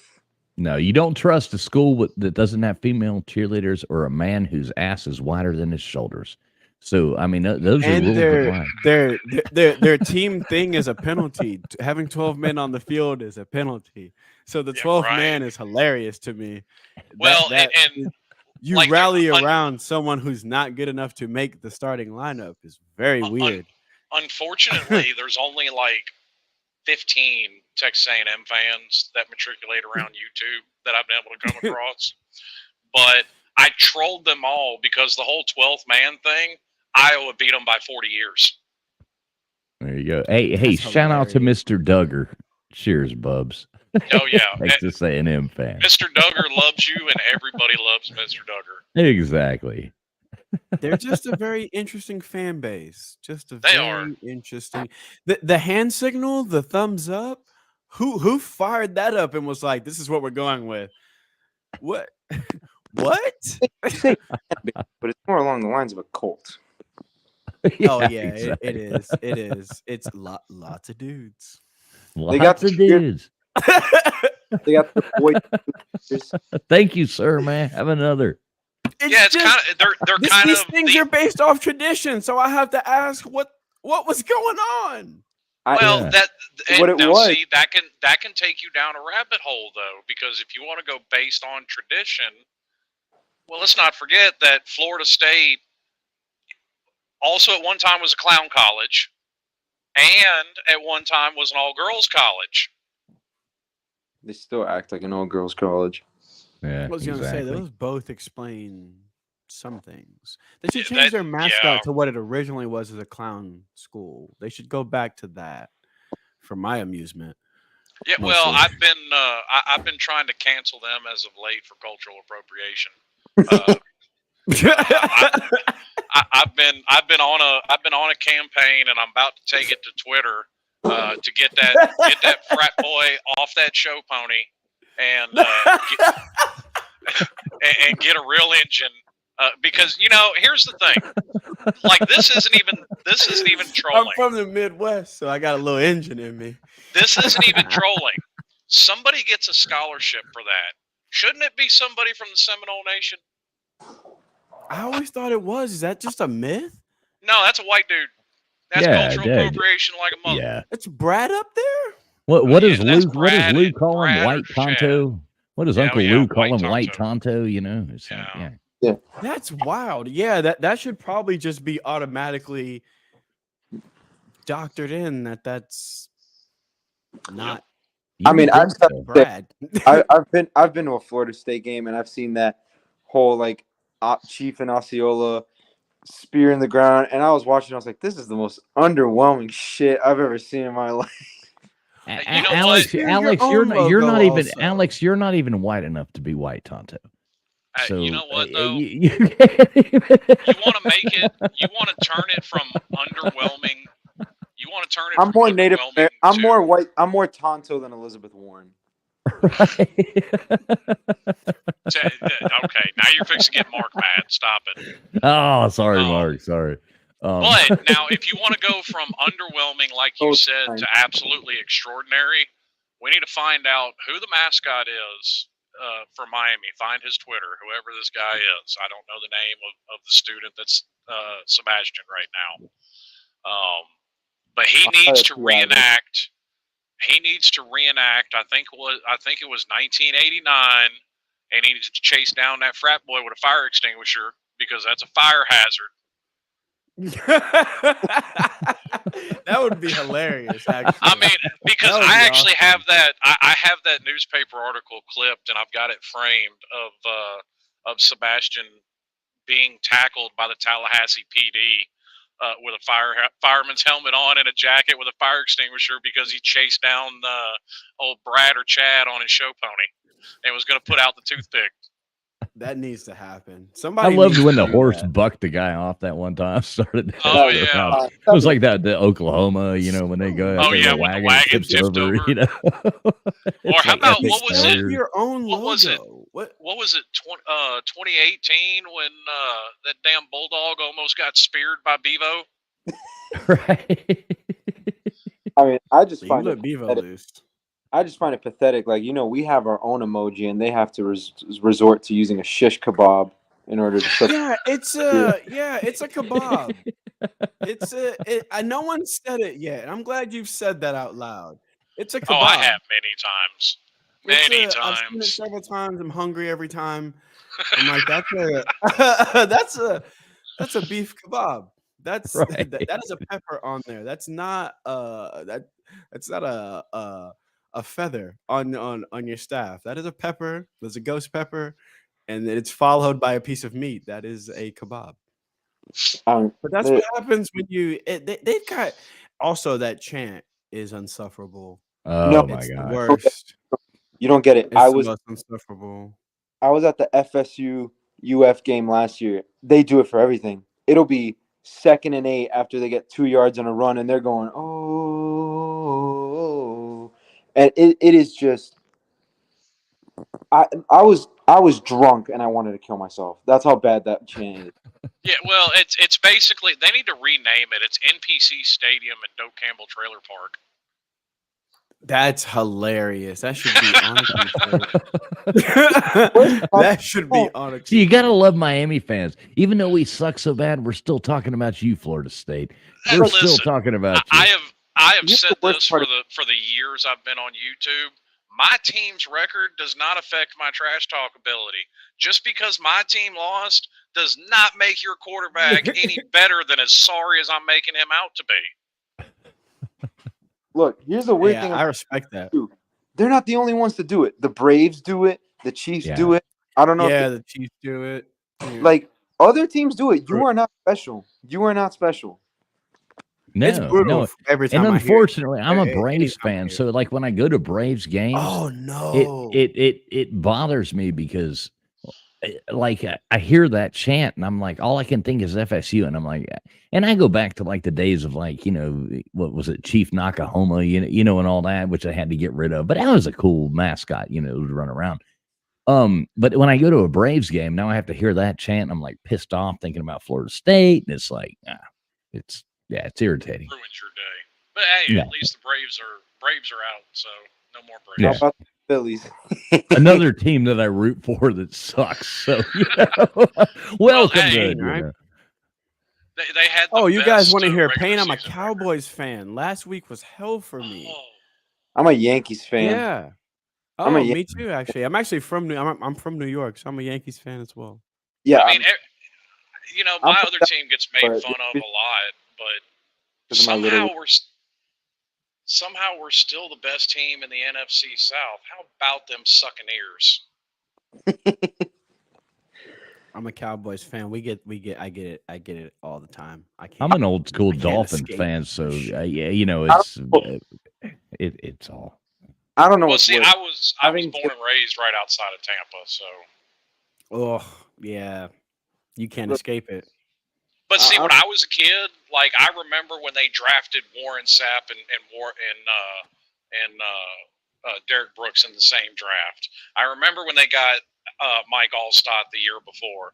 So I was lucky enough; I got to miss most of the You got- sucking ears crap. You got to see the good years. Michael Pittman back in the day used to wear a black visor. I thought he looked so cool for y'all. Yeah.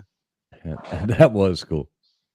You know, one thing you got to say about this channel is all across the Voice of College Football Network, we might not be the best team, but I guarantee we have the coolest post-game live shows. So, yeah, you know, I'll give it that. We don't come on here and whine or cry. We come on here and just trying to give you a fun, good show. So, Now you know who Yeah. is whining and crying Oh, for I- two reasons. Oh no, fools knows who I'm talking about. Ben is going to be doing a whole lot of whining and crying because college football never lets us down. All it took was a week, and Dan Lanning made a dumber decision than Mario Cristobal could ever hope to last week. Oh, So he's- thanks Ben. Deal with that with your sorry fake ducks out there in Oregon. well, what I mean- about the What about the USC now? I Oh, guarantee that. I man. guarantee that live is going swell. Oh, Oh, they got absolutely stomped. So my fiance is a Notre Dame fan, so she's sleeping very peacefully right now. She is. wait, whoa, She is- whoa. Yeah. whoa. Yeah. Oh, Wait a this is minute. the house divided right here. Wait a minute. Yeah. Now, see, I grew up, and I can understand this, though, because I have love for Notre Dame, and Miami fans don't beat me up, but I am an Irish Catholic, and I grew up, you know, in Okay. South Miami, you know, going to Epiphany and Columbus, you know. So this is going to. I'll explain this. I also grew up Not necessarily rooting for Notre Dame, but I don't hate Notre Dame as much as other Miami fans do because I knew Notre Dame before I knew what like football was. My dad is a Notre Dame fan. He grew up poor, so in his house all they had was Notre Dame because it was always on regular TV. So I knew Notre Dame before I knew like what football was. Like I watched Rudy way too much as a kid. I became a Canes fan because my dad's a Notre Dame fan. They were playing Miami one day and I was like, "Hey, they look cool." My dad was like, "No, we don't like them. They dance, like they're brash, they're like they talk trash." And as a kid growing up in New York being like a basketball player, I was like, "Well, that sounds like everyone like that I see on the playground." Like so I liked the more my dad pushed me not to like them, it was fun to be like, haha, like how's my team doing? So they were just like my team when I was like 7. I didn't really know football. It was just Right. really fun to jazz. And then it's cool because me and my dad have always been like that. So it was fun to razz him about it. And I remember when I was like 10 is when he first was like, "Hey, like your team's really good." And I was like, "Are they?" And he was like you need to pay attention to them. Like they're really, really good. And he showed me Ken Dorsey, and your boy was hooked. And then I moved from New York to Texas when I was 11, which is that 2001 season. So I had no friends. I was in a completely new state. I just like Miami was my friend now, like because I had nothing else. I was new to Texas. I didn't really like my step family either, so I didn't want to hang out with them. So I was that kid that I would print out pictures of like Willis McGahee and make my own football cards. I'd like take a little Oh, piece of cool. cardboard, cut it out, and like write their stats on the back of it. Because being in Texas, you couldn't get no Miami's Hurricanes merch. So I'd print out like pictures from Google and from YouTube. Actually, back in the day, it was like Angel Fire. I don't know if y'all remember that. I Like remember that. Yeah. I'd go on Angel Oh, Fire and I'd print out pictures of like Willis McGahee and Sean Taylor and Maurice Sykes Listen, so it was I became a Canes fan Damn, you literally making me feel because old. It my was like hieroglyphics back in my day. I was like, hey, I was it's kind of like in there the were some same boat. stone tablets. I was kind of in the same boat. We moved up here to Tennessee in 2002. So, and actually, because of some of my family that was up here that were Tennessee fans, I got to go to Neyland Stadium and watch Willis McGahee rush for 250 against Tennessee at homecoming right after I moved up here. oh, that's Oh, awesome. nice. But yeah, I mean, like this area is like where I am though. It's kind of weird because like I live about an hour from Memphis. It's such a hodgepodge because obviously you have Tennessee fans, but Memphis is only an hour and a half from Oxford, Mississippi, so you got a lot of Ole Miss fans. Well, it's only 2 hours from Starkville, so you got a lot of Mississippi State fans. Arkansas is That's right across the interesting. bridge. Not so much Vanderbilt. You see some Yes, I was about to Kentucky. say you got the Vanderbilt fans go No, there too. not really. Well, there's got to be 6 at of least them 7 there. of them. Yeah, there's 6 of them. They're hanging out. That's how Houston Yeah. is because like I'm in Houston, so you've got because Austin's so close. There's a lot of Texas fans in Houston. There's the A&M fans in Houston that their parents probably used to be Texas fans, but they didn't get in or weren't good enough to play at Texas, so they became A&M fans. And then there's like you run into Texas Tech fans, but it's weird when you run into them because I don't know anyone outside of like where Texas Tech is that are Texas Tech fans. But Houston's weird because there's U of H, but if you didn't go to U of H, you're probably not a U of H fan. Like you're not just gonna run into a random person that's like, oh, I watched U of H when I was a kid, so I'm a Cougars fan. Usually, most people here are Texas fans. Oh yeah. It's predominantly I mean, most of us are UT. probably Cougar fans. And if you Well, if you want to piss off a Texas fan, call them TU. They absolutely hate that. So to call if answer. you ever want to piss off a Texas fan, call them TU. Oh, believe me, I know how to piss off Texas fans because my uncle got remarried like 10 years ago. They've been together for a while. But they finally got married like 10 years ago. But she's from Texas. Her brother went to UT. Yeah, They were together back in the early 90s. Like, they were together for 20 years before they got married. But they were together in the early 90s. We went to that Texas game in the Cotton Bowl. Ooh. Yeah. Nice. So we're sitting there with her, my aunt, and both of her brothers and her mom, who are all Texas fans from Texas. And me, my uncle, and one of my cousins are the only Miami fans in this group. I would love to be in atmospheres like that where I can be obnoxious and just annoy everyone around me with my fandom. Oh, dude, I was real annoying because I was only like 4 or 5 years old at the time. So I guarantee you I was super obnoxious. But to answer Workforce's question here, no, Coop is literally clear across the other side of the state from me. Coop's over He lives there in the closer to. boondocks, doesn't he? Well, no, and you know what's really funny is Workforce. It's funny you asked that because they both live in Tennessee, but Coop is about 45 minutes away from me. Yeah. from where I live right now. That's crazy. Coop, Coop is about 45 minutes away from me. And Slim's met Coop. We've all hung out with Coop. Oh, yeah, Coop's cool. Coop's a good guy. Yeah, that's I my watched guy. Coop. I love Coop. I watched Coop since I subscribed to Coop before he was monetized. I subscribed to Coop before he had 100 subscribers. I met him and didn't know he was like a big YouTuber. Yeah, I didn't know who he was when I met him on Twitter. We just started talking because we're both nerds, so we started talking about anime and Avatar, and we started talking just about Canes. Wait, and you got some nerddom. of those like Funko things behind you or something? Does that make you a nerd, or is that a? Oh, I'm I'm a joking. massive comic book nerd. Like I'm a huge comic book and anime nerd. So we bonded on that, and then it was during the summer or during the spring, and he started talking about when he had to have his surgery and then the surgery went bad. He was talking about not making videos, so just he was a little upset that he felt like he was letting people down, and I was like, wait, you're like a famous YouTuber? I thought you were just like a dude.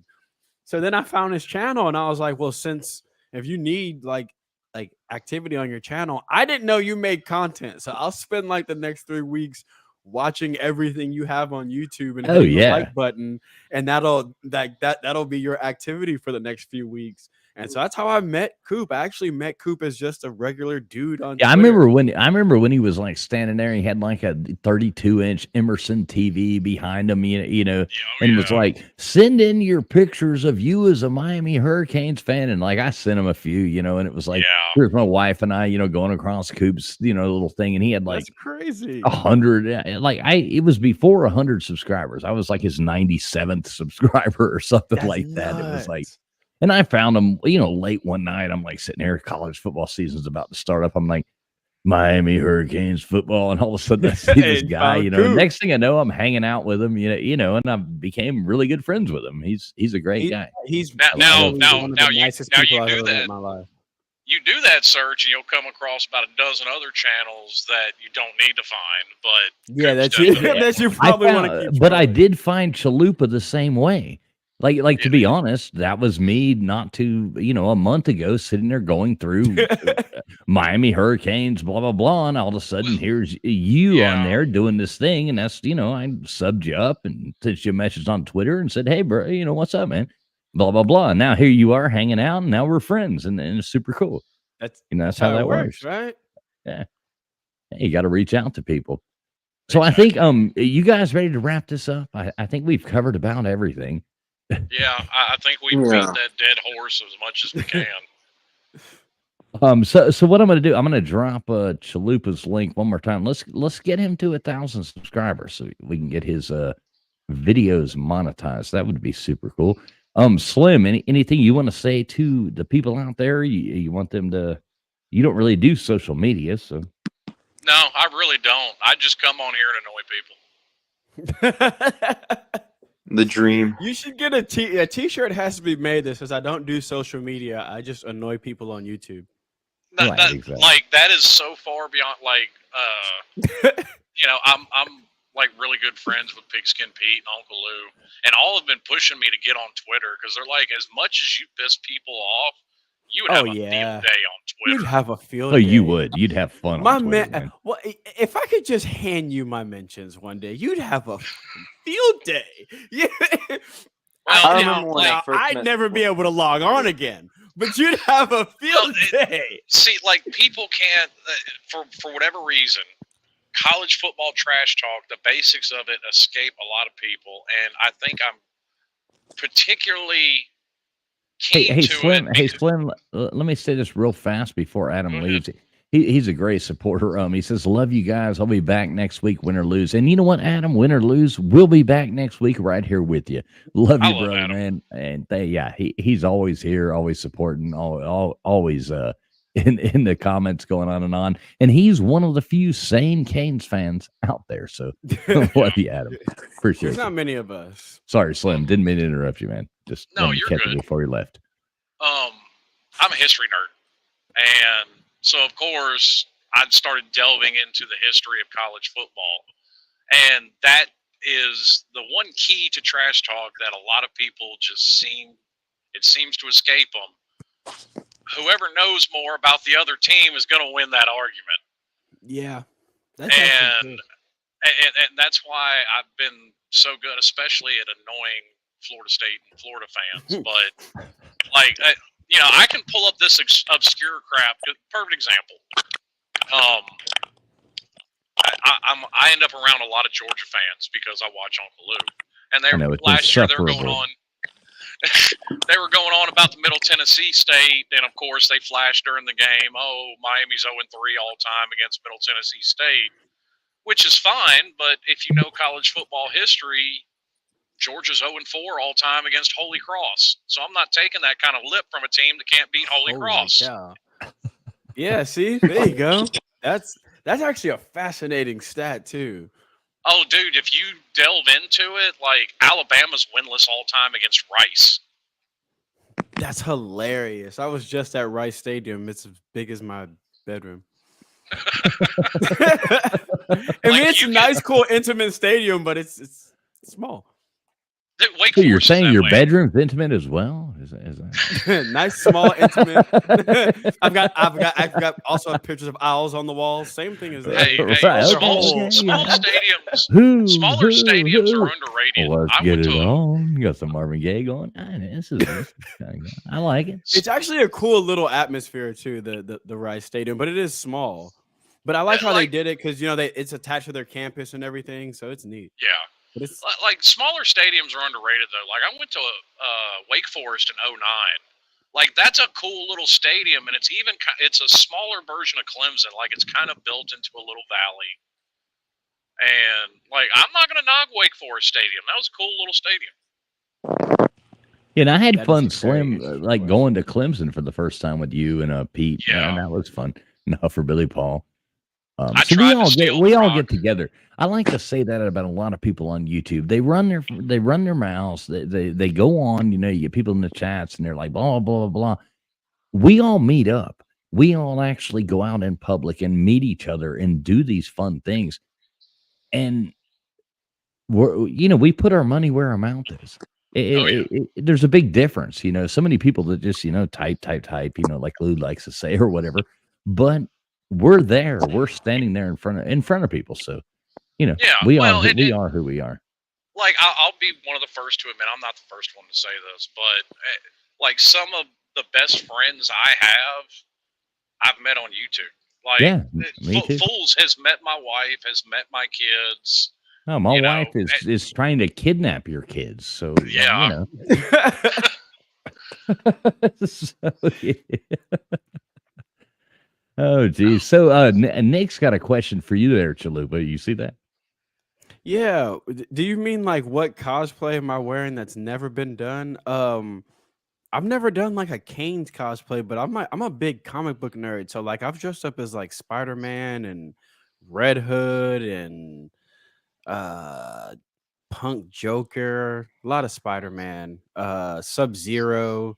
Like Yeah, we've been to this Spidey Comic Con mask is. We've been to Comic Con a couple times and dressed up. That's Oh, kinda I've been to a few of them. I used to Yeah. go to them every year, so I used to go to a lot of them. When I say like I'm a big nerd, like all this stuff behind me is like that's a Star-Lord mask. That's Hey, One hey, Piece. you'll love this, That's actually Chalupa. an Infinity Gauntlet from Avengers. It's just You'll hard to love see, this. but it's You'll an love this, Infinity Gauntlet. Chalupa. So my wife has gone dressed as like the Princess Leia, the only good Princess Leia costume that is possible for anybody Slave to Leia? wear, of course. And I've gone as Darth Vader so she can call me Daddy.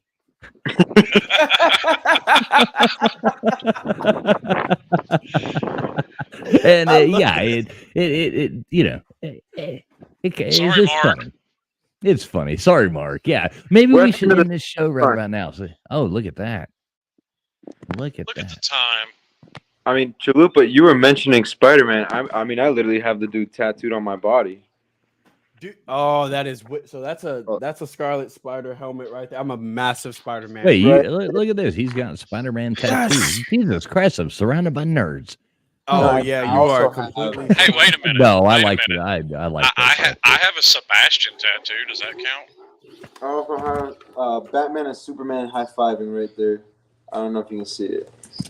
No, but you need to get that mold checked out. Dude, I'm covered in moles.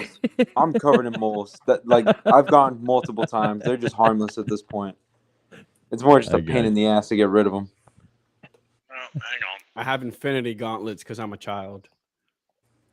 Hey, don't make me bust out my comic book collection. I don't want to bring out the Wolverine. have 1, one? 2, 3, 4, 5, 6, 7, Look, 8. I got the Chalupa, old Captain I'm not at my America's, all the old usual. Wolverine. I'm not at my There you- usual there you setup, go, but you'll Central. see it.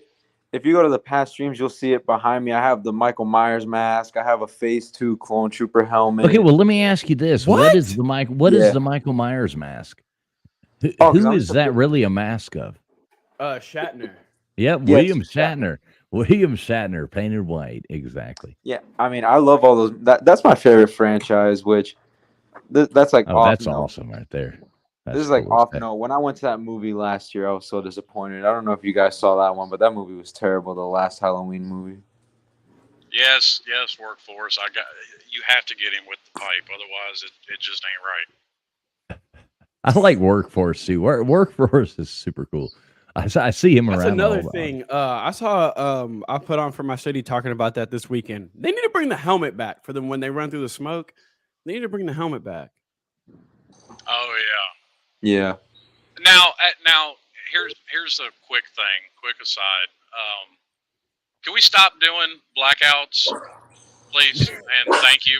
Because I'm just kind of like Adidas has done 4 different ones at this point. I'm kind of over them. Give me a throwback. We ain't had a throwback since 05. I'd agree with that. I'd be so down for a throwback, dude. No, the That would be new so cool. in 2016 when we played FSU, that was technically supposed to be the throwback, but the feather uniforms were so garbage that they were like, we'll just keep the throwback permanent.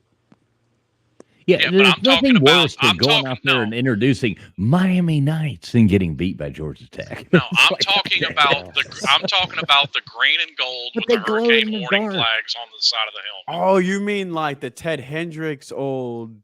Yes, those they haven't done them since 05. Unpopular cool. opinion, I don't like those that much. You shut your filthy mouth. I want to see like. I thought you meant like the old, block letter throwbacks, No, like the I'm old talking about champion jerseys. 1960s throwbacks. Oh wow. Adidas would ruin that somehow. Hey, what was our mascot back then? Wasn't it a damn dog? No, it was still Sebastian. You would have No, to go- no. It was 50s. Weren't we? It was a dog, well, in right? the 60s. No, it wasn't a dog. What was it? Yeah, it was still Sebastian in the 60s. No. You would have to go back to now. This is something I've told a few Miami fans and they had never heard it. You would have to go back to 1929 and before. They weren't the Hurricanes. Well, no. What it were was, they? No, we They were. were the Warriors. Boo. I'm glad they The reason- changed that. They changed it to the Hurricanes because the first game to be played in the Orange Bowl was delayed because of a hurricane. Oh wow, really? That's insane. And it was a game against UGA, as a matter of fact. Yeah, I'm right here. The first official mascot for the Miami Hurricanes was a 65-pound brown and white boxer dog. Okay, in the 1950s. I don't remember the dog. Who was like Yeah. hurricane? You know what embodies a hurricane? A dog. A boxer at that. A boxer at that. What? That's something that's going to be swept up in a hurricane. Why would that make sense? I Like can't. we're the tornadoes. Our mascot is a 'cause- house. Because I've seen like the old pictures of the old Sebastian costumes, like black and white. Oh yeah, they're talking- horrible. Yeah, it was absolutely terrible. I've never seen or come across the dog. Yeah, I mean, you gotta go if way you want to back. do the throwbacks, if you want to do the throwback so bad, then we need to get the throwback Sebastian costume there on the sideline and freak out a bunch of kids because that thing's Oh terrifying. god. Yeah, that thing that's scary. I'm pretty sure we Exactly, get Nick. canceled See, for Nick that. I knows don't it think- too. I man. don't Nick think knows his ESPN Miami would history allow just like that. me. There's very few people in your life you'll meet like me. I'm actually fourth generation Miami, Florida. There's very few people you'll meet because everybody's from up north. Everybody's everything like that. That's true. Surprisingly, Oh, I come from extremely down rare. south. Now I do remember I've seen pictures too of the female ibis as well. Like we used to do the whole Florida thing where there was a male and a female mascot. Thank God Isn't they it- quit doing that. He has parents too, right? I saw that circulating this week on Twitter. They were posting older pictures of Sebastian and Mama and Papa. And isn't the girlfriend named like Gertrude or something like that? So, Gertrude. I That would can't be. remember. That would be like. Isn't that Hey, hilarious? fitting. But- Hey, you So know fitting. what? At least we didn't go the Alabama route and name our football team after a woman's period. Thank God. I figured you were gonna say after your cousin, but or not yours, but you know. Slim, I hope you know we're still live. Oh, of course we're still live. But so I guess we need to wrap this thing up. Yeah. I have to find this. we're one getting day. off the chains again. I'm going to drop Chalupa's link one more time. Make sure you do check out his recruiting videos and all the stuff. It really is good content. So make sure maybe if you do that, he'll come back on here and hang out with us again. Alex, you got anything? Anytime. You wanna... I had so much fun tonight. By the way, anytime, guys. But don't bounce anytime. out because we're gonna end it. We're gonna end the stream and then we'll bullshit for 2 seconds before it goes away. But Alex, you got anything you want to say, man? Follow Hurricane Central on Instagram and let's get this thing wrapped up because there's a scotch and soda over there with my name on it. So All right, Slim Shady Canes, you got any last words for us there, sir? To the people. No, To I've the said people. enough. All right, Chalupa, you got anything to pitch? Trust. I the dropped your vision. link. I mean, I guess everybody knows. Go over there and sub him up. So Trust the vision. Those are my final words from this game. Trust Smart the vision. man. trust the vision. Well, there you go. And there's Chalupa Batman as well. Glad to have him added to this great esteemed panel. And you know me, I'm Traveling Fools. You can always sub us up. Just type in Traveling Fools on Twitter or YouTube, anything like that. We will come up. You can find us late night streams, trivia nights, some kind of like goofy travel videos always popping up right and left, stuff like that. So do make sure you sub us up as well. Hit the thumbs up if you haven't already. We appreciate you being here. Thanks a lot. Go Canes. Live or die with this team. So even if we suck, we're still here. And we will be here next week, win or lose. And the week after that. Yeah, exactly. Win or lose, win or lose, win or lose. Even next year, you'll still have to put up with us until Mark just runs us out of here. Oh, yeah. Love you guys. Thanks a lot. Go Canes. He didn't even end it. No, He just kicked left. himself- He just kicked left. himself out and he didn't end it. He So didn't this end is the it. pa- This is the part where it just completely goes off the rails now. I love that he's like,